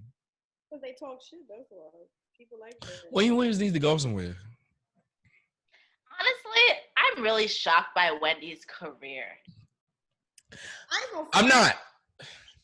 Sis went from radio to talk show. No, as a businesswoman, like, it's amazing, but I'm just surprised these rappers have let Wendy, like... Now, you know who checked Because Wendy? rappers don't have enough power unless they assemble. Wendy, you know who checked Wendy? Naomi Campbell? Whitney Houston. Whitney Houston, I remember that radio interview. Checked her ass. That was a check. That was a Let's just say it again. Do you know me? You ever see me see crack? Do crack? And then what? Years later, Wendy Williams was a crackhead. Like, what are you talking about? Wendy Williams was a crackhead before Whitney pressed But her. it got like to the public that Wendy Williams was on drugs recently. Like, she's. But you know what? Wendy was the one that outed. Was it Redman or Method Man's wife having cancer? Yeah, she was the one that outed that. And Method Man don't fuck with her because of that. A lot of people should have fucked with her. But the thing is, Wendy Williams has to be on drugs because the attention that you receive, whether good or bad, for talking about other people can be like you have to put on a mask and a whole like costume suit to sit there and talk about your people all day, every day of the week. That shit is haunting for you because it's like, you know, how do you sleep? How do you sleep when you talk crazy about somebody and then they hit you up on a low, whether it's social media or phone, and they like, yo, fam, I don't appreciate that. It can't be because these blogs do it all day and night. So what you mean? But you know, because you know what? People forget that these blogs. It's multiple outlets. TMZ, the Shade Room, the Neighborhood. But TMZ wouldn't care because they ran by white people, and that's why they got rid of Van. Van is not there no more. They're still talking about somebody. They are. But you know what? It's not the same because people forget how crazy Radio Wendy used to be. Yeah. Like nothing was getting past. Like these blogs, like some of them have done some okay, that's a little weird. That's crazy stuff. But like Radio Wendy was ruthless. Well, yeah, because she was talking to them. That was where the ruthless came in. These blogs, they not talking to the people they talking about. But it's the same shit, Cory. Like Wendy was in the streets. Shit. If I have a blog page and I'm talking about celebrities all damn day, and all I'm doing is putting their business out there, it's the same shit when you think about it. That's nasty. That's disgusting. How do shit. you deal with that as a human being? It's the same. The only thing is Wendy was probably talking to these people and asking them crazy questions. Low key, Charlamagne do the same shit. So it's just like it's not just one person. A bunch. Charlamagne has grown, so he. Charlamagne still be with the bullshit. When did he grow? He pick on who he can pick on now. Yes, he picks on who he can pick on. He chooses fights. He picks on people he doesn't like, people who like he does not respect. He chooses fights. Absolutely. Nigga was a Drake hater until he bought him bottles. Then he stopped. Wait, no, he just did an interview the other day saying that was easy. Huh? He just did an interview the other day saying he hates what's it called, Tootsie? I thought it was Tootsie this whole time. Tootsie. No, it's Tootsie. Yeah, it is. It has no. It's the TOOS. Yeah, it's not Tootsie. Yeah, that's what I thought. Oh no, it's Tootsie. What the fuck is the name of the song? Listen. That song is trash. I don't give a fuck what anybody says. I don't like it because it's TikTok-y. But it would still be a cute song without TikTok. It reminds me of you used to call me on my cell phone. Hey. You like when Drake dance? Because niggas got internet. Come closer to the mic, man. I can't. It fades out. I said Drake knew exactly what he was doing. Yeah. Because niggas is in the house. That nigga's on the top 100. He's smart. Drake is very calculated. He's very strategic, but that didn't work in my head. It did work. It did work. You think it worked? Yes, it worked. I think true Drake fans don't like it. Who cares? Yes, true Drake song. Yeah, they don't like it. Drake lost his fans a long time ago, to be honest. I wouldn't say that. No, it's been on a minute. Lost this fan. She gone. She doesn't even listen to the full albums anymore. Who? This one. Me. This fan. He lost this fan. I'm still listening. Fuck that. Nah, Drake just threw something at us just to throw out there. He could do that in his career now. He can, like, there's some artists that cannot do that. No. He got something to prove. He does. He actually Drake. does have something to do. He still does not have a classic album. He has to recoup after the Pusha T thing. He has to. I don't think nobody's saying that he's not gonna make money. He's Drake. Nigga could make a song saying A, B, C, D, F, D. He can say the alphabet in one song, and he's gonna make money. But he's still like on some hip hop shit. Hold. On some hip hop shit, he has something to prove. Drake don't got shit to prove because Yes, he does. Who is at his level? Who is at Drake's level? But there is on Drake's level. Fuck being at Drake level. Drake loves hip hop. Drake is the only nigga on Drake's level. It's Drake, Kendrick, and Cole. No. They are the three-headed monster. Yes, they are. I love J. Cole and I love Kendrick, but when was the last time them niggas? They're the three-headed monster. They consist of that. They're the ones that on Drake's level. They are not on Drake's level. All right, rappers are not on Drake level as far as selling, right? Yeah, get it. As far as streams, get it. But Drake on some real hip-hop shit, him being a super hip-hop fan, he has something to prove. He pointing out the boo-boo. He pointing out the boo-boo. Shit. The boo-boo. He pointing out the trash. It's okay. None of the songs are sticking. It's okay. All these leaks have not been sticking. The Tootsie Slide is not sticking to real Drake fans. It's not sticking. Yeah, but it's not. But is it making money? Of course. It's Drake, nigga. Like. For us. Drake can't even dance and he got a dance song. That's why it's doodle. But it's not for us. Hello, it's not for us. That's for the. And you talking about like, I get it. You played on the means of it being a slide, and then you gonna slide up on a nigga house, and we get it. I get it. I see through it. I'm still a fan. It's just that I'm not fucking with that. It's just not for us. Simply, it's just. At this point, no, it's not. It's not. He's not making music for us. Yeah, he stopped making music for me a long time ago. When a nigga go, I got more slaps than the Beatles. That's an accomplishment. I can't fault him. He's up there. Drake is on a different level than every rapper. What is he trying to prove? That's my point. You said Drake. He got a point to prove on some rap shit. I ain't talking about no music shit. Rap. Okay. Rap. But he's never going to prove that because he said he had his song ready. Exactly. And he put it out. Well, Pusha T? I believe it was. Yeah. He said it's yo, I'm not going to lie to you. When he put up the picture with his baby mom, I'm like, yo, Pusha T really won this shit. See, I hate you. I'm sorry. When he put up the picture with the baby and the baby mom, I'm like, yo, this nigga Pusha T really went. But I don't think that had nothing to do with Pusha T though. What? Why would it not? What do you mean? Niggas don't be claiming their kids until they old enough. Chris Brown didn't claim royal until that little girl was about. Because Chris Brown didn't know that was his kid. Yeah, he didn't know. He didn't know. Because that girl passed it off as her other baby father's. Why you think it's a? I'm not trying to be funny, and I'm not trying. Somebody, it was a girl I was dealing with at the time. She pointed out to me, she's like, why royalty and Chris Brown have a weird ass connection? And I looked at it and I watched the documentary that was on Netflix. He didn't know Shorty was like 1. Yeah. He didn't know She looked at another man as father. She looked at as another man as father until Chris Brown took the DNA test. And then when Chris Brown took the DNA test, he's been the father since. So it's like, of course she's gonna have she has a weird connection with Chris Brown. If you ever noticed, it's weird. Okay, so what's the difference with Drake? I don't know what Drake type of. There wasn't a delay on with Drake when. Yeah, it wasn't the issue with Drake is that he let somebody get. Drake is usually as strategic in the sense of beefing. He gets the things first because he knows that Drake knows like even what Drake said it himself. People gonna talk about things for 3 days and then it's gonna be over. So that's what Drake gets to it first. And when the person sits there and you underestimate them and they sit there and they dispose the fact that you have a baby. And that you're not telling us about is weird. Because Drake been exposing niggas. Yeah, but you missed my point. Pusha T didn't have that information. That information was sent to him by who? Kanye West? No, it wasn't sent through Kanye West. It was sent through so who was 40. It was sent through 40. When I watched when he I'm gonna send you the whole shit when he did it. When Pusha came up to Joe Budden and shit like that, I'm gonna send you that shit. You can watch the whole thing. It was 40. Basically, what he said.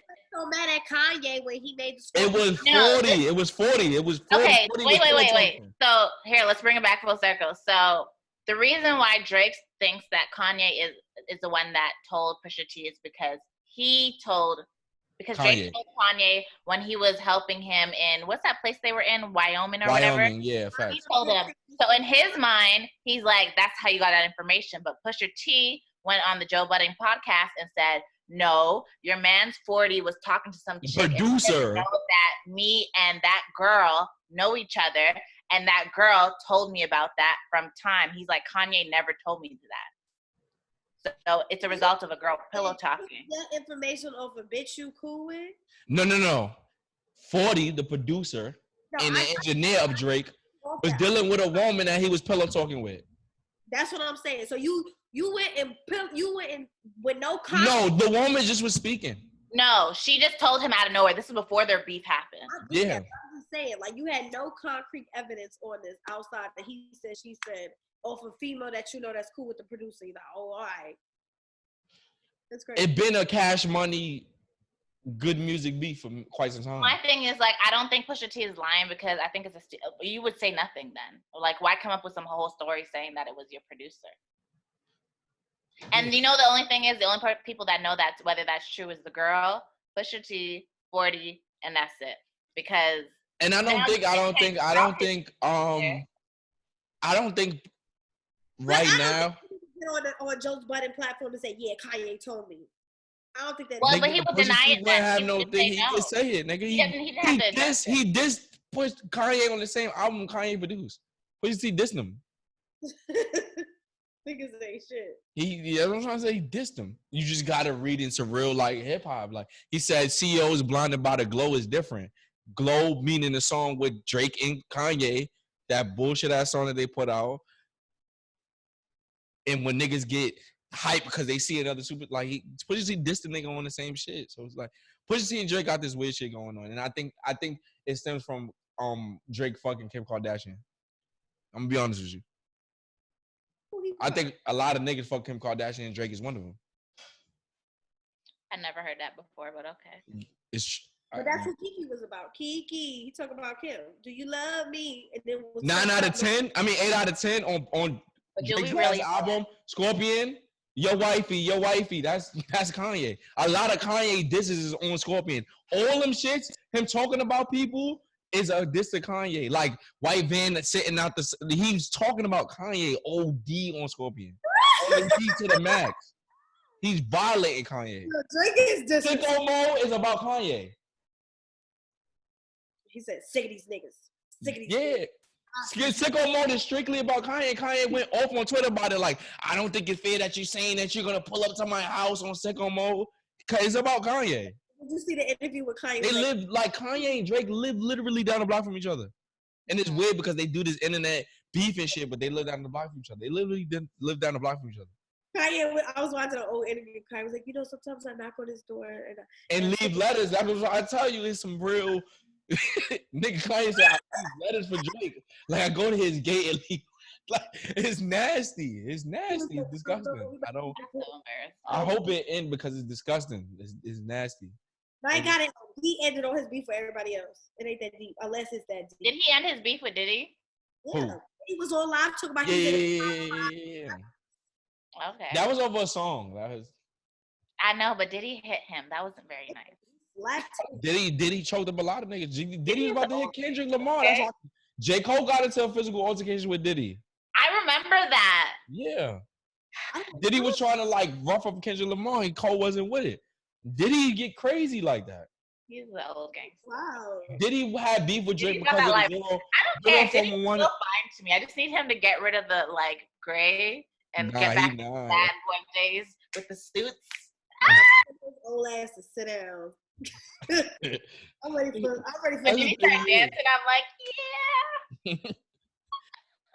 All right. Oh, that's perfect. I'm glad you brought that up. So did you see the video with like Lizzo about the twerk and then it wasn't accepted, quote unquote, and then Drea twerked and it was accepted.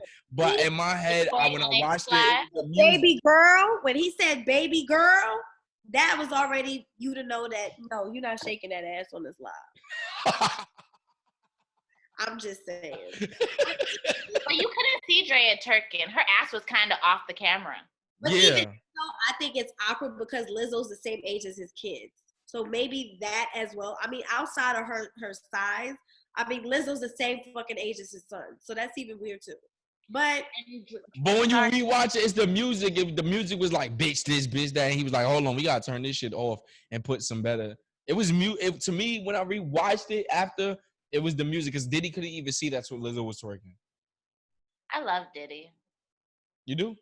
I really do. His ass. Speaking of Diddy, I seen somebody say that Diddy and Dr. Dre are gonna do one of those IG live battles, and to be honest, I don't think that's a make sense matchup. I think Diddy and JD would be a lit matchup. I think it'd be good just because that's that LA New York shit. We're thinking about like. No, Diddy and Dre don't make sense. I think the sounds don't make sense. Diddy and Jermaine Dupri make more sense. Yeah, like I feel like because Diddy is like Dr. Dre produces the beats. Diddy's more of a like executive producer slash producer, but like more, like he's a producer in the sense of doing the beat. He's a producer in the sense like Diddy I hear this person on this song and he constructed. Like Diddy is an era. When you think about West Coast and East Coast, that makes sense. Yes. Yeah, those are two icons of East City, but we can't. That's how people will pair those up because you got that New York East Coast flavor, and then you got that LA. But nobody's competition for Dr. Dre, to be honest with you. But it doesn't make sense because what am I gonna do? I'm gonna pay one song and then I'm gonna pay California Love. No, don't. What are you talking about? Dr. Dre got mad shit. I know, but I just feel like the sounds are different. Where it's just like it's a weird contrast. Like it's not like a. I don't think Dr. Dre's the one for him. It's just not. I don't think it's because either Dr. one. Dre has been working since the '80s, and it's like it's not a fair. It's not. I just like the sounds are. It just like sonically. Diddy and Jermaine Dupri make sense because you want to get in your Mariah bag. I'm gonna get in my Mariah bag. I'm gonna get in my faith bag. JD brings out Bow Wow. I bring out Biggie. I bring out Mace. Are we really doing Biggie against Bow Wow? You niggas be sleep. Bow Wow got hits. That doesn't make sense. Bow Wow got hits. But this is what I'm saying. You got East Coast, West Coast. It does make sense when we talk. It don't. The music sounds. Did he go total? This nigga could go. Yo, yeah, Jermaine Dupri produced. He got Usher. He got Usher. He got Usher. Jermaine Dupri got Usher. Niggas forget. Jermaine Dupri got Usher. They can do Total and then Escape. Total and Escape matchup. Total and Escape. Like that's some even Mariah against Jodeci. 12.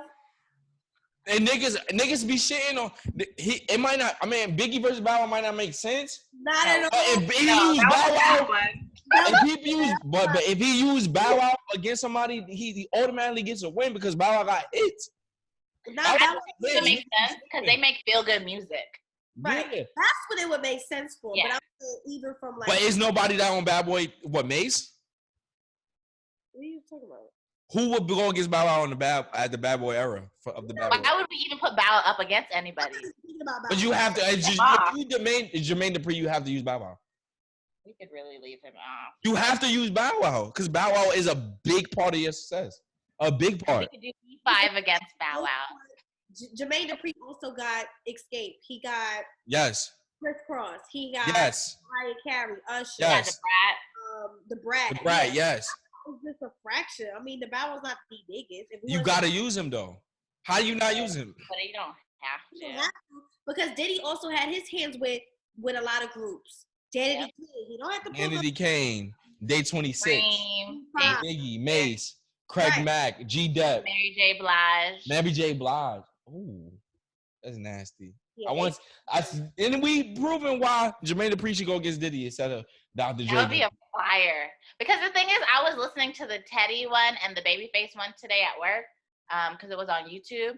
And I was like, dang, I forgot that they were responsible for some of these. And it was so nice to like for them to feed off of each other and be like, you had a good one. I wasn't ready for that. Babyface had the Hall of Face records. Yeah, like that's just whew, music, quality But Face music. Records has hits. They'll never understand the quality music Never. ever. That's But why I that's enjoy. when movie soundtracks were like you Was go buy lit. them. What got the best movie soundtracks like Waiting Exhale? Waiting to Exhale for sure. Favorite is Save the Last Dance. That is my favorite I fucking. gotta see the track. Maybe Last Dance is a good one. Trina's on that one with Silk the Shocker. That's like the 2000 era when people was dancing. It was still feel good music, but it was also like that 90s exit out. That shit was a very good soundtrack. What else Waiting got to a good Exhale soundtrack? was What a other good movie got a one. good soundtrack? Romeo Must Die was a good one. Dr. Dolittle, even that's a goofy music movie, that had a good soundtrack. You know whose TV shows are doing soundtracks? Insecure does a TV show soundtrack, which is really good. It is. The music on there is lit. Wasn't like Weekend on that shit? Who? Weekend. No. Oh, The Weeknd? Whose soundtrack was Weekend on recently? I don't know. I want to say like a few years back. I don't know. Oh, okay. I'm not a big Weekend fan. I can't relate to him. I like The Weeknd. Suicidal, depressing music. I just can never get it. He makes very depressing music that I don't get high, so it's like I don't relate That's to it. what it is. If I got high, I would relate to it. I don't get high. I don't smoke weed. I fucking DM'd Party Next Door. That motherfucker read my shit. I was like, I was like, can you get back to the old vibes, please, thanks? Because this new shit ain't it. No. He has some shit on his new shit. I'm not against it. I started listening. You know what it is? Because Anaya doesn't like Drake's second album, and that's what this album is starting to sound like to me. And I love that album. What was it? Take Care? He's like, he doesn't like the melodic stuff. Mm. Maybe I don't, but You don't like Drake's second album? What's Drake's second? Take Care? Take Care. Because it sounds like The Weeknd. That is all The Weeknd shit. Yeah, it is. That's why I don't like it. That's all The Weeknd, like really. That's really all The Weeknd songs, like literally. I know that, but I don't like to hear Drake sing like The Weeknd. That's why I didn't like it. I love Makes that. sense. I like that album. It's very slept on for me, but I do every time I go back. No, to niggas it, consider Take Care a classic. I Got Nothing was the same. I fucking can't stand Take Nothing Was the Same would be more of a classic than That's Take Care. Nothing was the same as a classic to me. Nothing was the same. Anytime a rapper puts his baby face on an album, it's a go. It's a go. It's true. That's another fact. Nothing Was the Same was a good album. No, it really was. I feel like that's when we really heard Drake. He even said it. He said that's his most cohesive album. He really thought with that one. Like the track listing, the features. I was just listening to From Time. Shit was that's Aiko, Too Much with James. It was like, nah, that shit is fire. Not The Weeknd, not the first album. That Letter was a good one. I don't I think the other slept on albums, if you reading this too late, but it aged well. At first it was like, what the fuck? But then it's like, nah, this right now, if you read it too late, it's good. It was lit because I was lit. Yeah, it was lit, and it aged well. It's still listenable. I was on the Drake train already, so I was like, yeah. I'm not listening to Scorpion. I think that's when I fell off. Nah, it was still good. I didn't care for him in Future feature, but that one, he was in his bag. This is when Drake was like pushing out music. He was just giving us shit. Sure. He was talking his shit. He was being aggressive. He was coming at niggas left and right. I was like, yeah. He wasn't on that soft shit no more. I like soft Drake. I like soft Drake because I'm like, you can't even sing, bro. That's what I loved about his first album. The first album was great. First album was fire, and it had the It's mad innocent. It's innocent Drake, but it's great. It had the best. He had Jeezy on there. I like his album. He's on there. Trash. No, first album was great. Yesterday we were getting high. You weren't invited. You bugging. You bugging tonight. Not when he had the mix. Not when he had October's very own mixtape in it. But that was some of them things with other niggas beats and like. That first album was a great album. It was a great album. The only trash song on there was the Swiss Beats one. No, Fancy was nice. I hated that song. Fancy was good. I hated Fancy. Fancy came on in the club. It was lit. No, bitches went wild for that. No, Drake had the best features. And you know who he had? He had The Dream on there too. Oh, that was a great album. Dream on? Fuck. What? He felt like when he came up, he had to prove like, oh, I know celebrities. Yeah. He had that. He had that. That was a good album. I want that old Drake back. But I definitely like the IG live battles. Or back. I want the Party Next Door is Pussy Whipped or something. I'm like, nigga, is you Stop doing drugs? I ain't gonna lie. That Savage anthem is OD. You heard that? Yes. On the party. When you talk about Chino Oh, Kalani. wait, no. When you talk about Chino Kalani. No, I haven't listened to that song yet. Listen to. I know, and you told me about that a while ago. I gotta finish. You're talking crazy on that song, bro. Poor Kalani. Poor Kalani. Kalani confuses me. Kalani is a. I still don't know any of her music. Kalani, I don't know why, and I don't know why this draws to my. Kalani sound like Brandy to me. I don't know why. Brandy? Well, I don't know where's the correlation in my head with Kalani and Brandy. No, Brandy, she has. I can see it. It's her tone. It's not really like her voice. Yeah, it's not the actual music. When she sings, I can see it. But I feel like Kalani missed her mark though. Like, what is a Kalani song that we all know?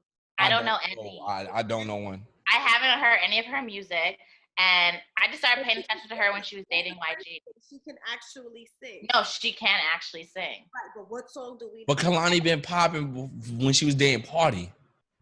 Yeah, but this was like 4 or 5 years ago, and you still missed the moment. Like, Kalani missed her moment. You got a great point.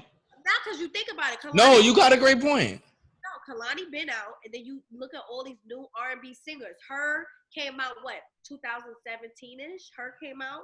Her got a good run going. Summer Walker came out the gate, got a good run, but we know Summer. LMA. LMA. And ran out. That's what I'm saying. Like, Kalani missed her mark. Like, sis, you missed it. You missed it. It could have been her team. It could have been. But niggas are real big fans of Kalani. You be like, nigga, give me a song. Exactly though. I feel like she missed it. I'm not saying it's too late for sis, but it's like. And her music, if it is a classic song, is around relationship issues. Like if it's Kyrie Irving, Party, YG, all her hot shit is around the relationship. She's another Taylor Swift. I don't pay attention to Taylor Swift relationships. I don't either. I just know that all of her songs are about ex-boyfriends. Oh, you know what I wanted to say that I really like about the IG Live, what they did with the Babyface and Teddy Riley one, is that the playlist is now available on Tidal. Yeah, Tidal been doing that. I think that's amazing because now these artists can make money off of those streams. 100%. And you know, Tidal is the second biggest streaming service that pays artists the most. Yes. They pay Nipsey Hussle said this when he was alive. Yeah. So I think it's like Napstar and then Tidal and then something else. Hold on. Let's see. Like YouTube is probably before Spotify. Oh, it's Amazon. Amazon makes sense. Napstar, Tidal, YouTube Red, Apple Music, Google Play. YouTube Red. Like YouTube don't pay me shit, bro. Like regular YouTube is after Spotify. YouTube don't pay niggas shit, no, they bro. Jay-Z been exposed them niggas. I think that's horrible. Probably not. Some of these artists are not on Apple Music. I get it. These old school ones. Like sometimes I'll be looking for an old school record and they're not on Apple Music. I don't think Prince is on Apple Music. Prince isn't. I don't think he's anywhere. I think no, he has it set up like that in his stuff. I think they. I don't. Prince is. I love Prince. No, Prince had it set up, and Prince has his stuff set up even before he died and stuff like that, and after death. That like even like his concerts, like you can't really find that footage because Prince created this whole thing around him being an artist that you have to go buy his music or see him. You ain't gonna be getting it for free. But also, Prince owned all his masters. You gotta think about when Prince came. You had to kill him. You had to kill him. Yeah, he was in full control. You had to kill him. Prince was also playing every instrument, and I watched the documentary where they talked about Prince also registered his name under a fake name, and he was writing for people. So, nigga, he registered his name as the artist.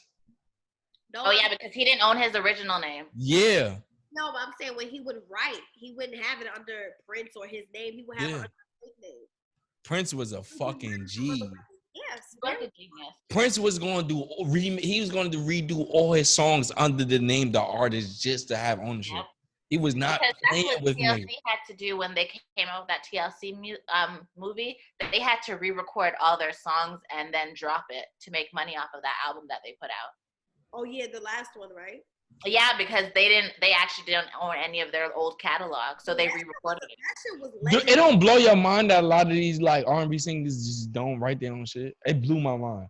No, because you gotta think about it. There's people that's artistic. That's like, for me, example, if I'm a good writer and you're an artist, you may not have the ability to articulate your words. No, but so then how would Beyonce be a I'm not trying to dethrone her.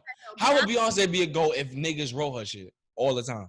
They do. They do. But the thing with Beyonce's dad used to sit here and bully people into when what do they call it? The scales or something like that at the end of a record when you start breaking down who gets what percentage and who gets like writing credits and stuff like that. Yeah. Her dad they used to pay writers and he used to bully them so that she can get writing credits. Right, but we know Beyonce can't fucking write shit.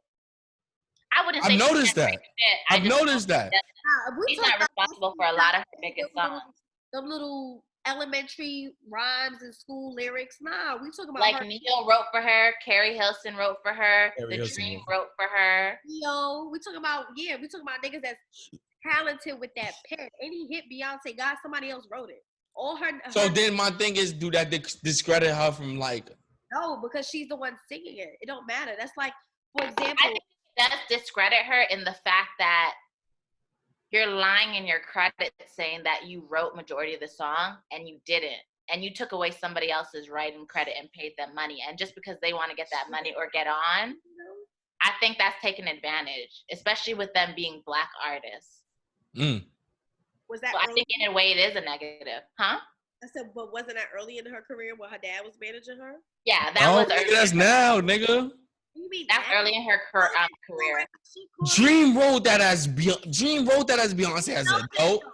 How do we all know this though, Cory? So this is not unknown information. If we all know the Dream wrote Single Ladies, if we all know that Neo wrote Irreplaceable, we all know this.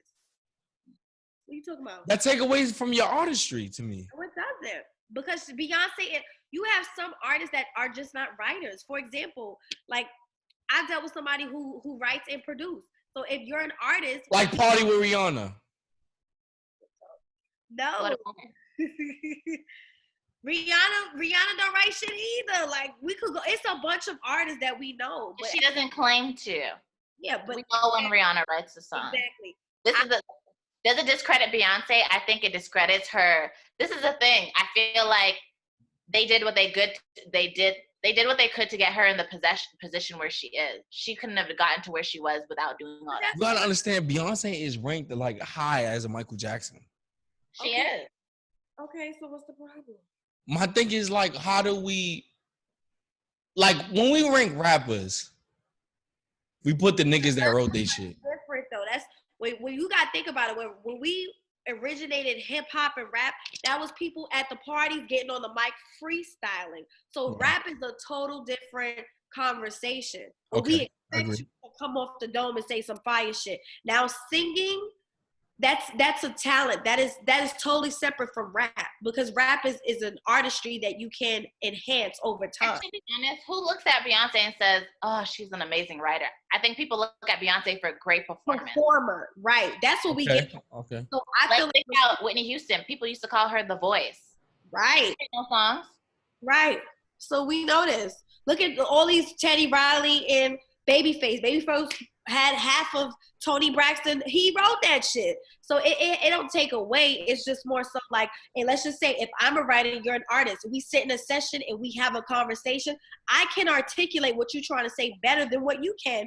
And you're the machine who's pushing out the message. So should Babyface be ranked higher than Tony Braxton?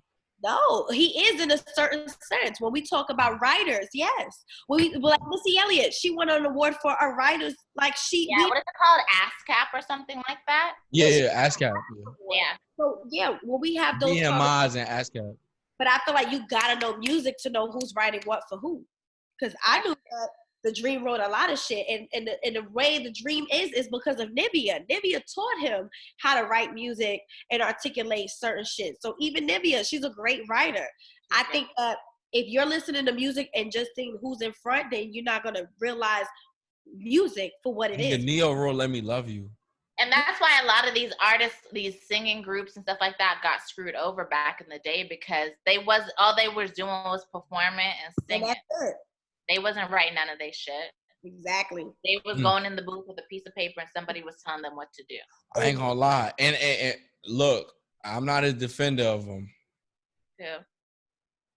If niggas want to go, if the nigga was out of jail, if niggas want to go hit for hit with R. Kelly, you niggas would lose. No, that's a fact. Because R. Kelly. You niggas will. There's nobody that in the R&B field that could go hit for hit with.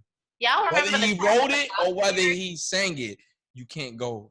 You remember the Trapped in the Closet series? Nah, R. Kelly's a weird, fucked up nigga, but he's talented. Talented as fuck.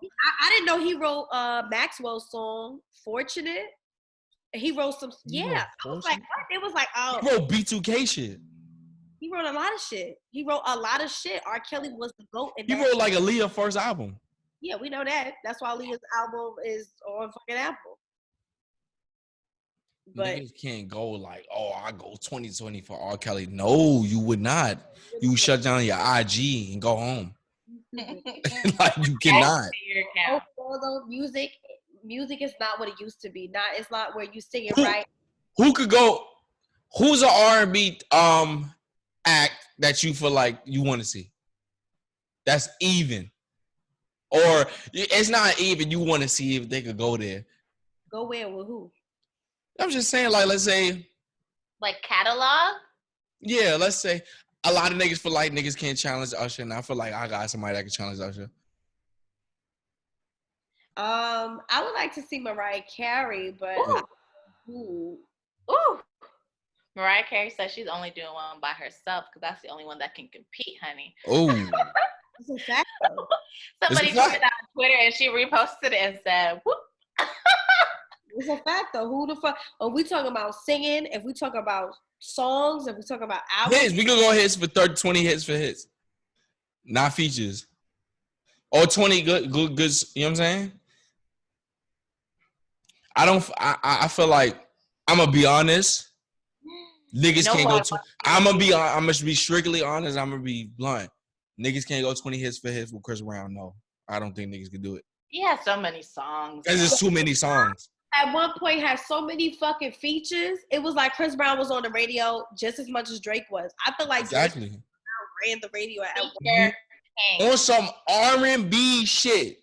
Some R&B shit. We not talking about what a trap beat. Niggas really can't fuck with Usher. To be honest. Because he could just play Confessions and whoop your ass. Confessions was such a good album, but what was the good album after that? He had hit singles after that, but he was good albums after that. But I'm saying like the first album, the shit what you making me wanna My Way, A701, A701. My Way video. That was an album. That album was an album. Yo, listen, Tanisha, look. My Way, A701 and Confessions is whooping niggas' ass. It's whooping niggas' ass. That's when he was on Moesha. Usher's whooping niggas' ass. So it's like, it's hard. Like, it's hard for R&B to do it. He had a good little run. He did. Jaheim. 20 or 10? No, 10. But 10? But I'm saying he had a good album. He had a good little run. Jaheim versus Tyrese don't sound too bad in the 10. Tyrese. So Jaheim versus Tyrese don't sound too bad. And a 10 off. And a 10 off. And a 10 off. A 10 off. 10 off. 10 off. And a 5 off, nigga. I don't even know about Tyrese. No, Jaheim got a good 6'7", bro. Jaheim got a good 6'7". Jaheim got a good 6'7". Tyrese got 3-4 songs, nigga. Hold on, all right. How many Tyrese songs do we know, nigga? All right, hold on. The Zodiac Signs. Sweet Lady. Sweet Lady. Fuck. What's the one where the girlfriend dies or leaves him? Oh man. I'm picturing the music videos. You know what I'm talking about. How you gonna act like That's the one I was thinking about. three? 3 fucking songs. No. Whoa. No, Tyrese got more than that. When? Oh, let me search. Yeah. I don't remember by heart. Tyrese got 3 good songs. This is why we need more IG live battles to take us back. I said 3 or 4. That's what I said. 3 or 4. That's what Tyrese That was got. 11. Lately, Was a good one. I told you. what am I going to do? I don't know that song. That's 4 songs. Can we count the best man I can be? Who? Or no, because it has multiple artists. We got multiple artists. We got right. Tyrese. Oh. Tyrese got good 6. Let's get some Tyrese I give him tonight. 6, 5. We gotta run them streams for Tyrese tonight. He's in the My Way video. He didn't write nothing, right? Oh my No, God. he's in the video though. Nigga. Monica. Woo. Monica versus Brandy, I would like to see. No, I don't want to see that. I do. They They're gonna got good fight for real in real life. They already fought in real life. We don't need that. They just gotta be petty and play songs to press play. They could have shades on. They don't know how to do that. They don't know how. Them two don't know how to do. And Monica is ghetto, okay? She's a real life gangster. Yeah.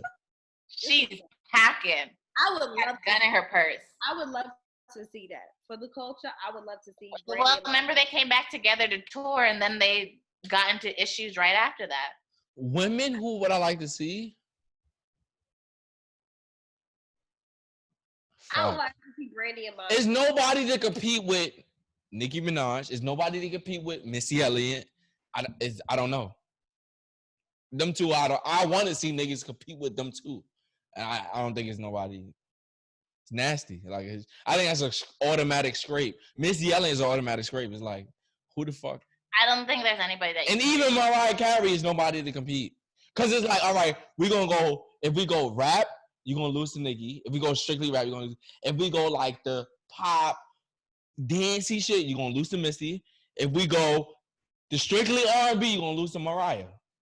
There's no woman. The only way nigga said this to me. Nigga said Candy and Tiny as far as writing. Candy. I'm going Team Candy. And Tiny wrote some shit. Yeah, they had a writing team together. But Candy wrote what songs did Candy write? Because Candy didn't just write R&B songs. She did a lot of pop songs too. She did a lot of shit. That's nuts. Like she wrote for a lot of white people. That's nuts. I ain't gonna lie. That's nuts. Nah, Candy writing is not to be. That's why I'm saying I'm just like I don't know, like just because she's not in one genre with her writing. 10 hits. She wrote Whitney Houston, Tell Me No. Come on, she got Whitney. That's the first person I Yeah, once you got Whitney as a stripe is OD. So she got Pink, There You Go. Look it. But when Pink first came out, she wrote that. That's crazy. Destiny Child, Bills. NSYNC. She wrote that? Yes, I'm telling Yeah, you. I remember she used to write for NSYNC. Go. Like She used to write for NSYNC. That's what I'm saying. I'm like, she wrote stuff for so many genres. I'm She just wrote like, Usher, Pop Your Collar, Mariah Carey, Ex-Girlfriend, Alicia Keys, Jane Doe, Boyz II Men, Good Guy, TLC, No Scrubs. Come on. maybe Alicia Keys could go up against Mariah. Not vocally, but maybe writing. Come on. No, Mariah never wrote for no. She sung it. Mariah Carey wrote. After she left that guy, she wrote all her music. Yeah, because that shit. I got somebody for Mariah. I got somebody for Mariah. Who? Mary J. Blige. So I thought that at first, but then I was like, I feel like she'd be better paired with Faith Evans. Faith Evans? I gotta check Faith Evans' history.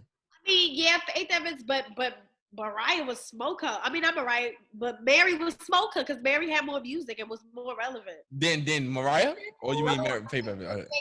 Faith Evans. Niggas was smoking Faith Evans, bro. But listen, Candy wrote No Scrubs. Nigga drops mic. It's over. What? Yo, I didn't know Cameron wrote for 3LW. Cameron? Yes. Nigga. Yes, he did. Yes. For that. Which song was it? I know you going true. He wrote one of the hits. He did. I remember Cory like sent me a writing credit. He's like, "Did you know this?" And I'm like, "Did I know what? What is this?" I had to go Google all the names because I'm like, "What the fuck is you talking about?" Because Cameron Giles, that's his name. Yeah, I was like, "Who the fuck is that?" He wrote no more.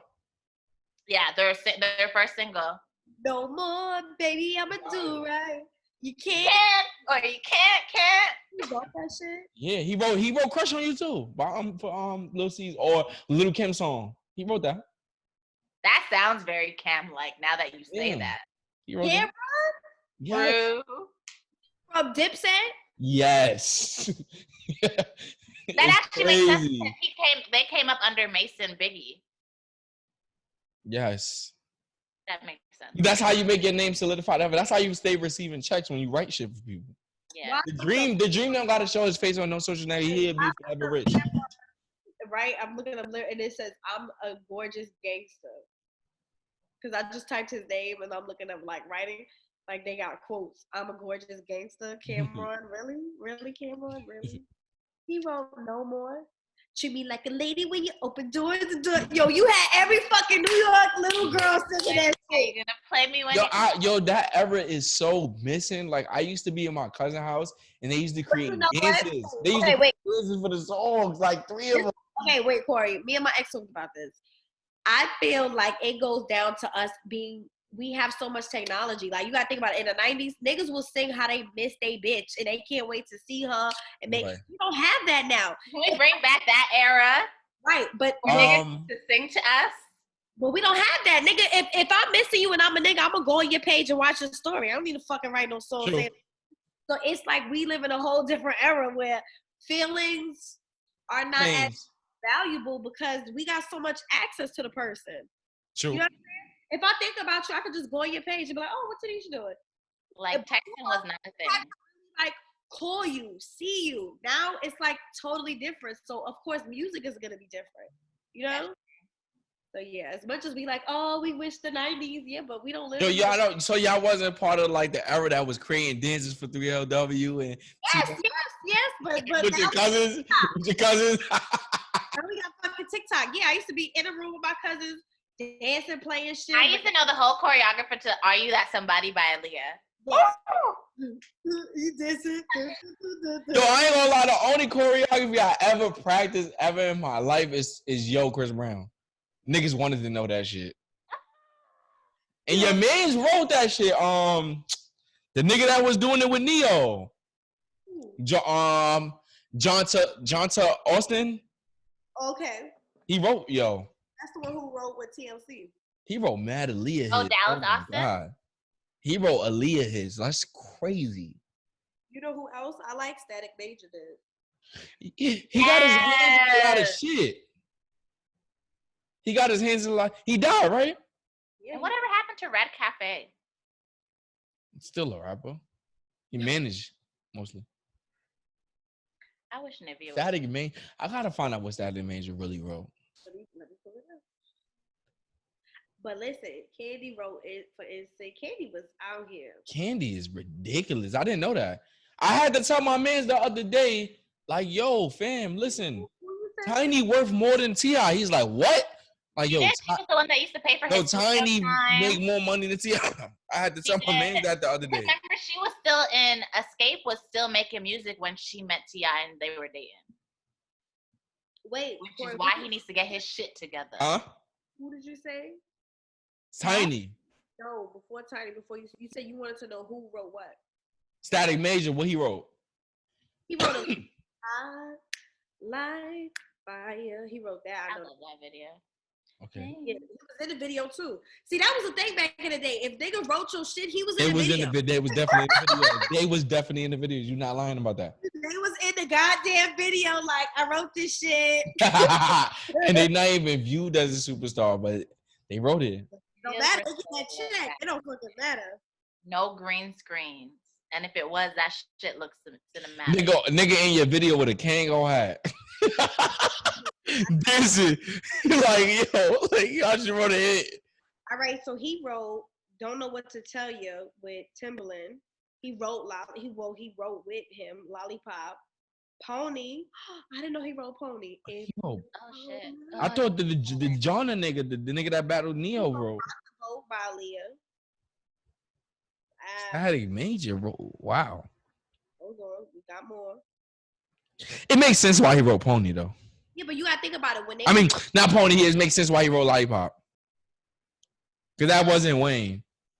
I mean, Yeah, No, I it can tell wasn't. you the biggest Lil Wayne fan. Ugh. Are Remember you Camouflage somebody Wayne? wrote by Leah? Which one? If I really need somebody, tell me Yeah. that's somebody. Yo, Leah had his for a short. And that one was on the Dr. Listen, Doolittle when they was soundtrack. coming up, they all lived in a house.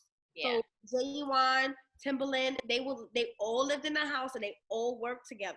So that's like if we all lived in a house, we gonna all work together. So if I'm singing, you writing my shit, Tanisha producing the beat. Now we're gonna work on the next person. Now we're gonna work on J1 shit. Aaliyah gonna be in the video. Missy gonna write some shit. You gonna sing this in the back. They all work together. That's why they all move. You know what I'm saying? I didn't hear of Static Major till Lollipop. Yeah, but that's because we young, nigga. Yeah, that's because I'm young. Yeah, that's a fact. Okay, so he wrote Try Again. We Need a Resolution. He wrote, What? yes, like Static Major was that nigga writing Aaliyah shit. That was her best music. Yeah. So that's why, like, We need a resolution. Yeah, he wrote that shit. what is Aaliyah rank? What do you mean? Period. So y'all, as women, like, what is Aaliyah rank? Aaliyah is kind With of like, other women R&B acts. she only put two, but we can't, the thing, that's like God forbid someone walk and die. You know what I'm saying? Like, that's all the music we got from her. You know what I'm saying? Like honestly, Aaliyah was in her prime, but she still was about to peak. Right. She was still about to, because if you think about it, it's like she was supposed to be in Matrix. She was supposed to be in, what was it? She had a lot of movies. It's almost like low-key 2020 happened to Aaliyah. Yeah. Hello. It was like you had all this great shit and then poof, you going. It's like Selena, the same shit. Selena was about to transition into, singing in English and reaching. She was crossing over. Right. So it's like these artists be right at their peak before. It's like is Aaliyah in y'all top 10? It's like Pop Smoke. Pop Smoke was about to be right there and boop going. Like is Aaliyah in y'all top 10? Aaliyah in your top 10? Top 10 of what? Music. Your R&B women, your R&B women singers. Yes, I can still listen to Aaliyah albums. Yeah, because she also had songs. Like, Aaliyah had unisex songs to me. Yeah. A lot of women don't have that. I love Aaliyah videos. What? Best videos. And I love Aaliyah movies, except I never watched Damn because for some, I don't know. Something, you know how you say that guy looks like the devil to you, Anaya? That's what Queen of the Damn. It's just something, it gives me evil vibes and I'm not into it.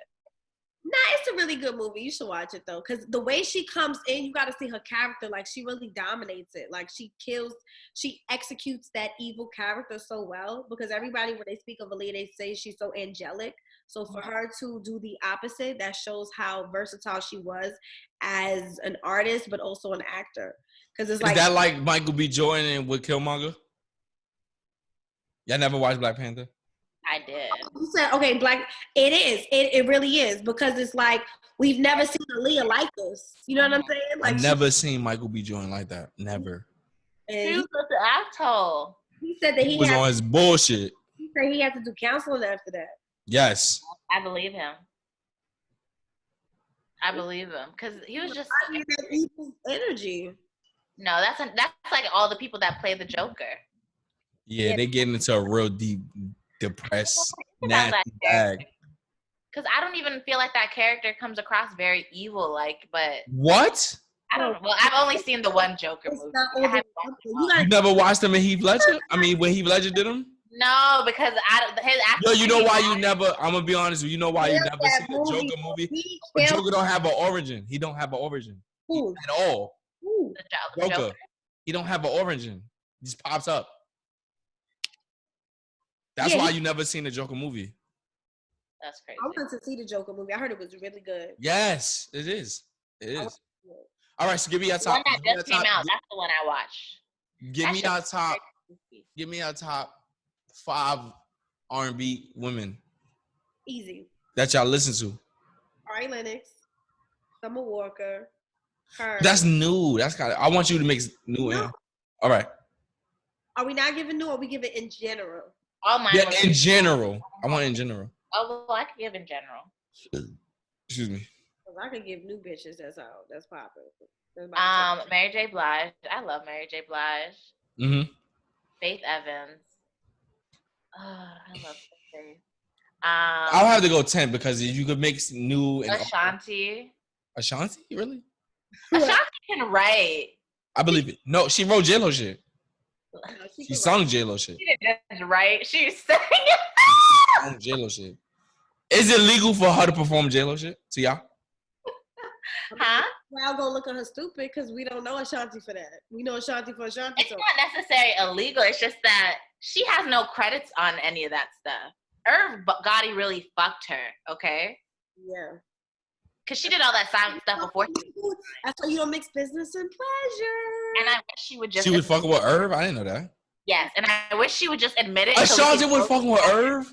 Yes, that's the whole reason. Come on, yes. Not even. Don't you know half these R&B bitches fuck all they producers? Like No, I know that. No, like she was in a full-on relationship with him. But you know who said it first? Superhead said it in her book, and that book came out many years ago. I think that book came out when I was in either early. But his Superhead is like a random. But Superhead also called the Bill. She also called the Bill Cosby. Fucking they producer. Superhead also mentioned the Bill Cosby. I know that, but I didn't know Ashanti was fucking with Irv Gotti. She was. She said in the book, she's all like, Ja Rule. You know what? Now you shut me up. What? Summer Walker in London is a perfect example. I don't have no comeback. But they act like they not in a relationship and be on that. Like when you doing music, it's like Lauryn Hill. I got an example in which I should have understood the standard, but it's too outrageous. It's like insensitive for me to say it. What? Aaliyah and R. Kelly. I got it. Aaliyah and R. Kelly. No, what I'm saying is most R&B artists, not all. Niggas forget R. Kelly wrote the song, but he also produced it. That's nasty. Exactly. So what I'm saying is most R&B artists usually be fucking they producing. That's how they get on. They probably in a relationship. Ashanti and Irv Gotti, it was a thing. Oh, you should just sing. It was a thing. I didn't know that. It wasn't popular, but people behind the scenes knew. And then at some point, and you know what, to be honest, my theory is the reason why she never claimed Nelly, because she's the one that didn't claim him. It wasn't the other way around. It was her that wanted to keep him. Oh, he claimed it. Yeah, he claimed her as a motherfucker. Yeah, but I think there was overlap. Okay, what do you mean by that? Which is why she wanted to keep it a secret for a while. What you mean by that? She was with Nelly for 10 years. The beginning. Yes, she was Nelly. Damn. There was an overlap there. And it's funny because Irv Gotti has been saying this for the last few years. He said it on Wendy Williams. He said it on Funk Master. Well, he said exactly, or insinuated that. No, he didn't say insinuate. He said me and Ashanti used to fuck around. Everybody knows that. That's Irv Gotti. Irv Gotti and Dame Dash is the same nigga in a different body. Look, I just wish she would come out and admit it and let it go because... like, nobody cares. And he says it, and his wife says it, that it wasn't happening. He was legally married, but him and his wife were separated and living. Remember when Irv Gotti had a whole TV show? I remember in the TV show he was cheating on her. Yeah, so it's just like, she didn't break up his marriage. His marriage was already done and over with, so I don't know why she just doesn't say, it is what it is. I was young. We was in a relationship, and let's keep moving. I guess like, nobody really cares. I'm not going to lie. Boning early Ashanti is crazy. This nigga's crazy, bro. Nigga makes business and pleasure. That's crazy. But that's a lot of producers. That is a lot of producers. Exactly. That's what I'm saying. These producers could just be seeing a cute girl and they'll make that artist into an artist. Like, you be thinking like, oh, they don't even sound that great. But it don't matter because the song is so good. The beat is so good. Like, it's not hard. It's just not. Like, A. Marie, she was fucking her producer. That's how Ryan Leslie. Or Ryan Leslie was cast. No, stop playing with me. Exactly. Like, A. Marie was fucking right. Yo. Cory, Y'all trying to tell me that A. Marie was fucking Ryan Leslie? No. No, I meant Ryan Leslie was with Cassie. Yeah, like how the fuck did Cassie get a singing career? Come Who? on. Cassie. How the fuck did Cassie? Who was the producer? Ryan Leslie.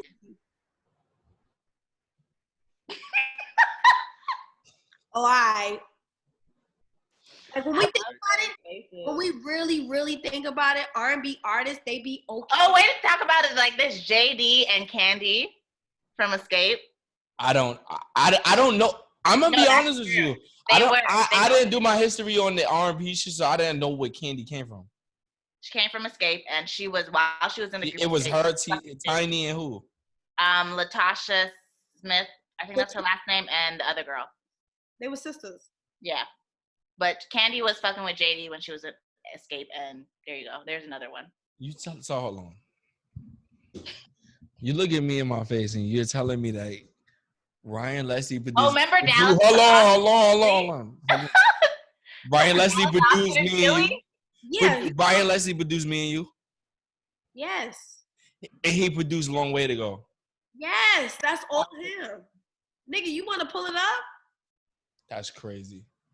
That's like me fucking with a producer and all of a sudden I'm a singer.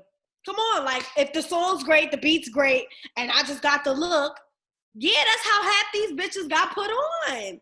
Because it's but not. Some of them don't get put on. MySpace. No, I won't say that. Some of them don't get put on because they're already fucking. It's they also fuck after the fact that they're already singing and whatever. They're Right. already like, they get the favorites, whatever. But when it's like Shanti wasn't fucking her before he like got on. It was after the fact, which it makes sense because you're spending so much time.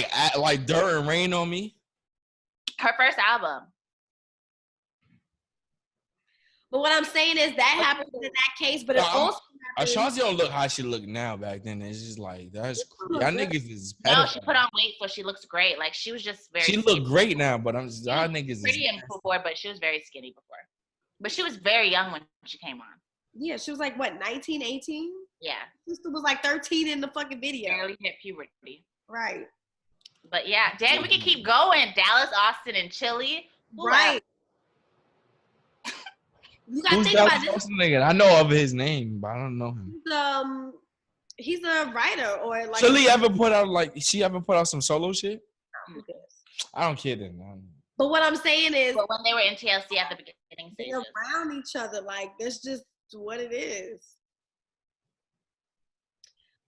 That's like Salt and Pepper. Salt and Pepper got a baby with the dude that's from that rap group. Naughty by Nature. Yeah, so it's Church. They got a whole kid together. She don't got no sense, but they have a whole kid together. Look at Cory. He looks so disappointed. I'm disappointed. You want us to name some more, boo? Right. Cassie and Ryan Leslie, you're still on that. To you. I fuck with Ryan. I thought Ryan Leslie would be a good matchup for certain niggas. As a songwriter. Yeah. Maybe The Dream, maybe. I can see The Dream. Maybe The Dream. I gotta find out what Brian Michael Cox wrote because a lot of people are recommending him. Oh, he did a lot of stuff with Bad.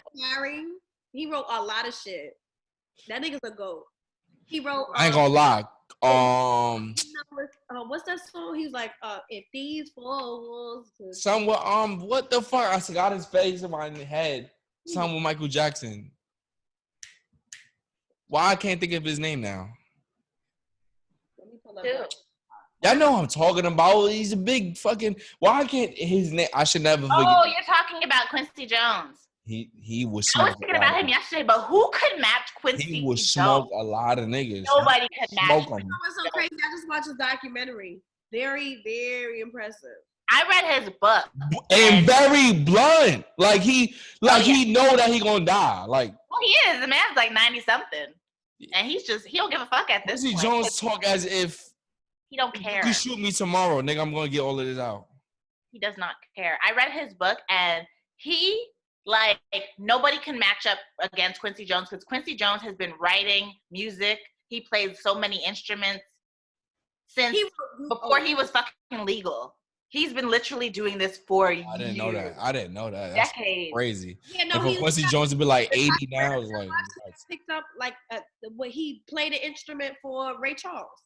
I think, yeah, young, a teenager, not even like he's been touring all over the world since he was a teenager. Like nobody could touch. Like when Quincy Jones dies, we literally have lost someone who. Quincy Jones is a random. in a sense. As far as telling stories, he be like, nigga, I wrote that for Mike. Nigga, I remember, nigga, it was 6 bitches in the room. Be like, he's so fucking blunt and random. Brought him to a museum and he started like tearing up. He's like, wow, I'm the only one that's alive. It was Prince, Michael, just like everybody he wrote music with or did stuff with. He did movies, I think, too. He had a movie. Yes, he did. What is it called? Scoring or whatever. You know how people insert the music? He was in The Wiz. The Wiz. Quincy Jones is old as shit. His whole career has been music. His whole entire life has been music. Like, who else can we say that about? Okay, so and a black man. Can I give y'all Brian Michael That's still living? Nobody. Brian Michael Cox's list is pretty long. Oh, you know what I want to tell you about Quincy Jones? So when I read his book, what the Helter Skelter. Hey, look, I don't know how Brian Michael Cox. Wait, I'm about to give you. Wait. Let me give you Brian Michael Cox real quick. He's done LMA. He has done I Don't by Mariah Carey. This is all recent stuff, 2017 to 2020. I'm looking at. He wrote for 112. Okay, let me go back to his older days because this is only 2008. I'm in 2007. Let's. Yo, them niggas that be writing songs. How long nothing. This is Brian Michael Cox. Okay, let's see. They have credited for him. I know he did a lot of Mariah Carey stuff. Rainbow, Mariah Carey. He produced that album. Jagged Edge. Because you gotta think about it. Brian Michael Cox and they work under So Def. I met both of them, so they both work under So Def. So you gotta think about it. If you're a producer, I'm a producer. We're gonna work with this one artist. We just collabing. So he's done Mariah Carey, Jagged Edge. He Can't Love You by Jagged Edge. Let me see what else. The Brat, because they all under So Def. Tony Braxton, The Heat in 2000. Let me see. Funk Master Flex, Mixtape Volume 4. I don't know what that's about. Tamar Braxton. Is Tamar Braxton lit? I don't know.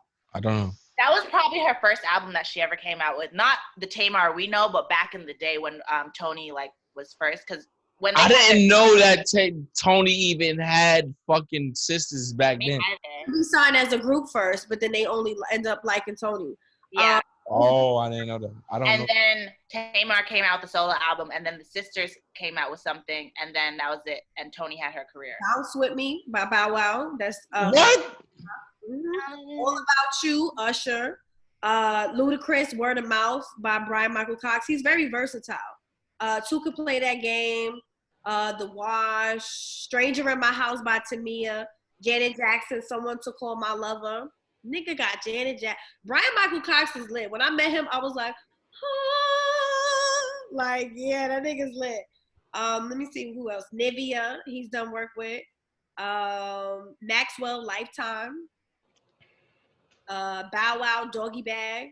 UGK, Dirty Money. I was trying to be like, oh, Bow Wow can go. He got hits. We be shitting on Bow Wow. He got hits. We know this. He did 8701 with Usher. I'm Just Cory. Remember Cory, y'all? Yeah, Cory sang. He was on Cory sang. Dark skinned nigga with the light fade. He sang. Fuck. He produced "I Care for You" by Aaliyah. Drew Hill. Nivea, Don't Mess With My Man. That's Brian Michael Cox. Don't mess with my man. I'm the one to bring it to you. Got my girls. He got Birdman, Baby, Walked Out of Heaven, Ultimate, Tony Braxton. Walked Out of Heaven by Jagged Edge. Yeah. That was such a good song. I'm trying to tell you, Brian Michael Cox. The Senior. Walked Out of Heaven by Jagged Edge. Oh, Dave Hollister, Real Talk. Let me see. Little Mo, Meet the Girl Next Door. Latif, Love in the First. Jagged Edge, Mariah Carey, Bringing on a Heartbreak. Monica, After the Storm album. That was such a good album. Yeah. Let me see. Tamia Still. You can't compete with nobody. Nobody. He gotta go against Babyface. He gotta go against Babyface. Free Yourself. Go Free Yourself by Fantasia. Destiny's Child Fulfilled, he worked on that album. Confessions, he worked That on was their best You worked album. on Confessions? Yes, I was okay. When I met Brian Michael Cox, he literally sat there and we talked. They talked like we was talking about it. He said that that's actually Jermaine Dupri's storyline, and they would sit in a room for hours talking, and then they start writing. That's how they came up with Confessions. Yes, Brian Michael Cox is that nigga too. Don't sleep. Don't sleep. Burn. And that don't mean he produced. He could have helped, co-produce, whatever it's called. The First Lady by, he was on the Emancipation. I can never say this. Mimi. Emancipation of Mimi. There you go. He worked on Exaltation of Mimi, something like that. I could never Emancipation. Emancipation. I can never pronounce like that. I'm struggling with that. He's a producer on that album, the Breakthrough by Mary J. Blige. Shake It Off. I gotta shake it off, because that's him. You know it ain't the same when you come on. Yes, like Brian. Like I'm only in 2005. He did Chris Brown. Let me see who else. The Prince of Fame by Bow Wow. The Makings of Me by Monica in 2006. The Hits with 2000. The Evolution of Ciara in 2006. You gotta think about it. Atlanta. That Promise. Huh? That's when she came out with Promise, right? The Evolution. I just want to. What's Promise? I just want to. It's when she broke free, and we're like, okay, Cece. Danny Kane, Ride for You. I remember he. I remember I that don't one. remember Danny Kane. Nothing. Brian Cox was on the show. Remember when they was doing the show? He was on there. I'm telling you, this nigga's the GOAT. He got Reflections, Mary J. Blige. He got LaToya Luckett. He did it 2006. LaToya Luckett is the fourth member of Destiny's Child. Yes. The first time. Okay. Yeah. Enough Crying by Mary J. Blige. He did Fantasia 2006. Be Without You in 2006. The Isley Brothers, Baby Making Music. Tyrese Alter Ego, Omarion 21. Fantasia, When I See You. He did Omarion 21. That's what I'm saying. Like, yo, I'm only in 2007. He's still producing music to this day in 2020. Like, Brian Michael Cox is that Negro, okay? He's that nigga. Trey Day by Trey Songz. What? No. That was when Trey Songz had cornrows still. Hey, just gotta make it. That's my favorite album by Trey Songz, to be honest. Street Love, Lloyd. I don't know that song. You don't. Street Love. That's his album that he had. That's what. That's what. Players Prayer. Yeah. Bobby V, Special Occasion. What's Bobby V best? What is Bobby Valentino doing nowadays? Fucking with nothing. No. I'm not gonna say it. No. I'm not gonna say it. Don't do it. I know exactly what you're about. Don't. Wait. He got Keisha Cole, Just Like You. He got Chris Brown Exclusive. Remember when Chris Brown had that album? Yeah, I want to know what's on the album. See. B5, Don't Talk. Tank be writing a lot of Chris Brown shit. Who? Tank. Yeah. If you hear he's on the back of Heat. If you hear it. If you listen to the song he's on the back of it. You hear it. Yeah, you can. Raheem DeVoe, Love Behind the Melody. Mariah Carey, I Stay in Love. Usher, Here I Stand. He wrote that. Oh my God, Here I Stand is hard. The album and the song. Day 26, he produced, arranged, strings, drums, program, bass. It says what he done on each one. Composer. It's a lot. And I'm only in 2009. Ready by Trey Songz. No, so he don't match up with Ryan Leslie, right? No. He scrapes from Ryan Leslie. Okay. No. He's also done Tyler Perry, What Did I Get Married To? Motion picture soundtrack. He was a composer on that. Monica Still Standing. Usher versus Raymond versus Raymond, the Usher in 2010. So a lot of Usher shit. Yeah, you gotta think about it. That's in Atlanta. So Usher lived in Atlanta, Ciara, Jagged Edge. That's all Atlanta shit. So, but yeah, now he got mad shit. But he touched Janet Jackson. He got Mariah Carey and Janet Jackson under his belt. That's a lot. Yeah. He is a GOAT. He also produced Goodies. Who can Huh? Yeah, he produced Goodies. Who can match up with Quincy Jones? Snake is nuts. Brian Michael Cox is nuts. No, he is. You know what the crazy part is about Quincy Jones? You know who Charles Manson is? Yes. Nigga took out his ribs to suck his own dick. No, that crazy motherfucker. No. Nigga that took out his ribs to suck his own dick. The guy that basically went to the Hollywood Hills, and he killed those. The nigga that took out his ribs to suck his own dick, yes. Oh my gosh. Anyways, so you know when that whole murder that he got arrested for in the Hollywood Hills, Quincy Jones was supposed to be there that night, and he overslept, and he was supposed to meet somebody there at that house and stay there. Isn't that crazy? That's good that he ain't go. Right? We wouldn't have had music would not be where it is today. Crazy. Without Quincy Jones. But they killed everybody. They killed a pregnant Quincy Jones is very flagrant out the mouth. You like, you said that? Quincy Jones interviews is outrageous. You like, nah, that nigga didn't just say that. He'd be like, yo, I watched him do the video, the interview with Khalid, and he was like, he's 21. Nigga, I remember when I was 21, nigga, I remember when Mike was 21, nigga, we was doing coke. Like, you be like, this nigga serious? Like, you be like, yo, he ain't just say that. No, that nigga said that. He reminds me of the Gregory guy. What's his name? Huh? The comedian activist, Gregory. Dick Gregory. There you go. That's who he reminds me of. Dick Gregory, very flagrant out the mouth. Crazy. God rest his soul. Before he died, he was very flagrant out the mouth. All of them from that era is just flagrant out the mouth. Because you've lived so long, your career, your flirt, like what can anybody really say? There's nothing that quick. Nah. Who's gonna blackball him? Nobody. White people like nigga, I produce shit for Mike. Shut up. White people cannot touch Quincy. Mike. He worked with. Yo, niggas be trying to sleep on these rappers. These rappers be buying chains and these rappers be buying this, and I be like, yo, listen, I watched a video with Mike recently. Mike was buying fucking paintings for $300,000 lightly. Like, yo, I have that in my house. No, get that. I'm like, $300,000 for a fucking painting. Okay. Mike was nuts. And then he bought the Beatles catalog. Remember we were talking about that? Yeah, Mike owns Beatles catalog. Yeah. And he did that off of the fact that somebody just like mentioned it in a random conversation with him.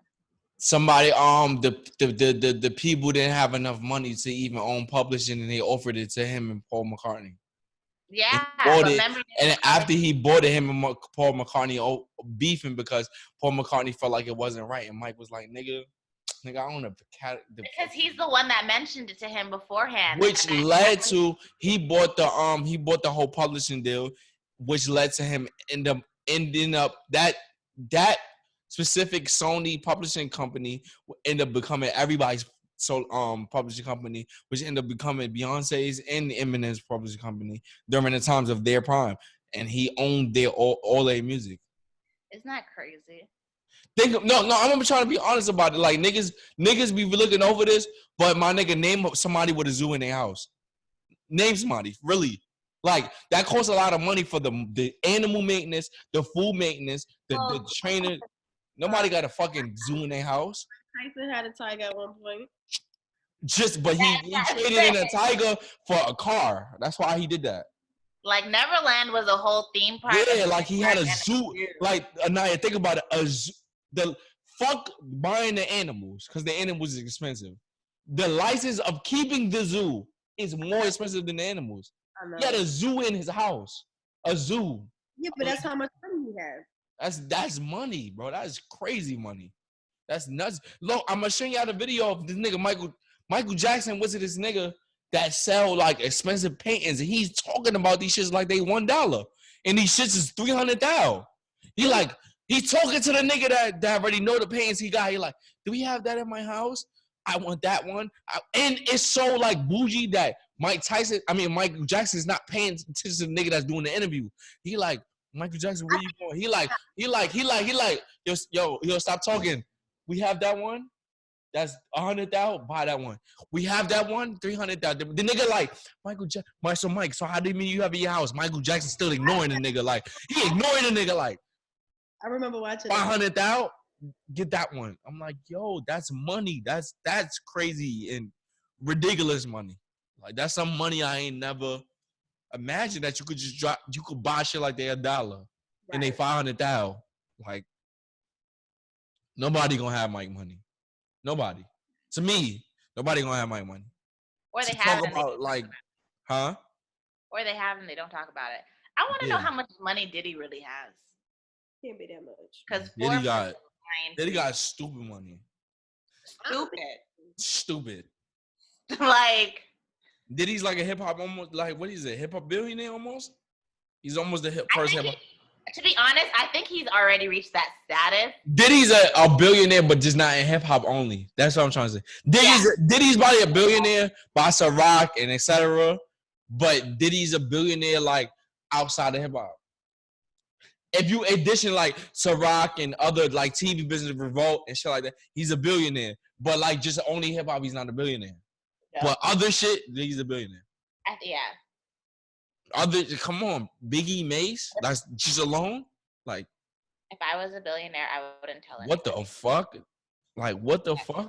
Goddamn self. That's when the IRS and all the kinds of shit come after you. They'll know. But Forbes don't need to know because Forbes does those articles based on things they can find online and stuff like that and what they've estimated, and also by verifying with the person. And Diddy has said for years that Forbes gets it wrong every year. Diddy got long money, bro. Nobody needs to know how much money he has. Diddy got a whole TV show. Diddy got TV network. Diddy got too much. Diddy had clothing lines. Like Diddy got too much. He's rich. People forget the impact that Diddy has had on fashion. Everything. Clothing is who he is because of P. Diddy. He's everything. Everything. Like, what? Everything, bro. And niggas be forgetting everything. Like, to be honest with everything. People forget the all-white parties he used to have in the Hamptons. Diddy got money, like, crazy money. Like, crazy money. And it's crazy because Diddy got money even if let's say we forget what he did in the music business. This is like, still, nigga, just off liquor alone, bro. Still crazy. Of TV shows alone, still money. Like, that's nuts, bro. The only nigga that's when they could do Forbes, the only nigga that beat it is Dr. Dre. And that's because of Beats headphones. That's crazy. And that's excluding Dr. Dre music career. Like, these niggas got money. I want to know who he has in his will to release all these stuff that are in the vaults. Dr. Dre. What's going to happen? Can we give us his kids? Probably. He gonna give us his kids. Can we have it in the will that music all gets released? Like, that's what Prince and them niggas noticed that at a like very young age. Prince is worth more dead than he's alive. That's why he had to go. Prince is worth way more dead than he alive. Prince has unreleased music of. Prince was so rebellious that he literally wanted to do Purple Rain as another artist and re-release it. But he did it as Prince, but then he came back as the artist. Oh, like, the artist formerly known as Prince. Yeah, formerly known, and he was going to do Purple Rain again and re-release it. Prince is worth way more. Prince has like 1 million unreleased songs. I'm sad he didn't have no kids. I'm surprised he don't have no kids. Remember, he used to be. Niggas be joking on like, oh, the metrosexual men, but it's like, a lot of moms would fuck Prince. Prince had bitches. A lot of our moms would fuck Prince, whether how he look. A lot of Prince moms had bitches. I'm gonna pop pussy for Prince real quick. Yo, remember he was a lot of women will pop pussy for Prince. That she used to have to go to sleep with her makeup on because he would call her out hours of the night, and if he called and told her to get ready, she had to be ready in 15 minutes. That sounds like Prince. Doesn't that sound crazy? She's like, I'd have to go. But that's because times was so different. Like, I'd have to. But my nigga, but they be joking on these feminine niggas, and they be these feminine all into they self niggas, and they be like, yo, these niggas was popping back. The Isley brothers, how they used to dress is like, yo, these niggas popping back. These niggas are, bro. What James Brown was shooting niggas. He sure was. Niggas be trying to. James Brown was shooting niggas like legit. They got James Brown was a wild nigga. He was. He was a wild nigga. Like, niggas be trying to joke. Like, these niggas was yeah, they look feminine to you, but these niggas was very mad if it come to beef in the streets. The niggas would shoot you. These niggas will shoot you and perform their song. But you gotta think about the 70s also was like the pimp era where niggas would wear bell bottoms and platform shoes and then slap their bitch and get their money. So it's like they don't matter how right. Like they walk after rollers. And it's crazy because you still have aunts that will fuck Prince, bro. Like literally. They would. Like what you see in him, you could be what the fuck? What you see in him, nigga look like they will fuck Prince. They will fuck Prince. That's a fact. It's crazy. Prince was that nigga though. Yeah, sure was.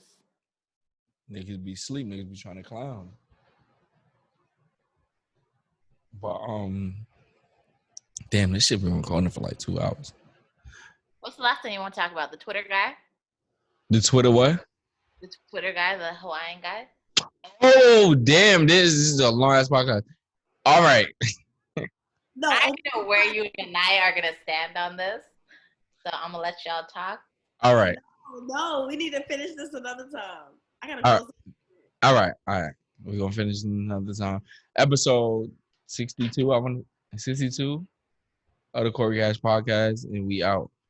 Finish this.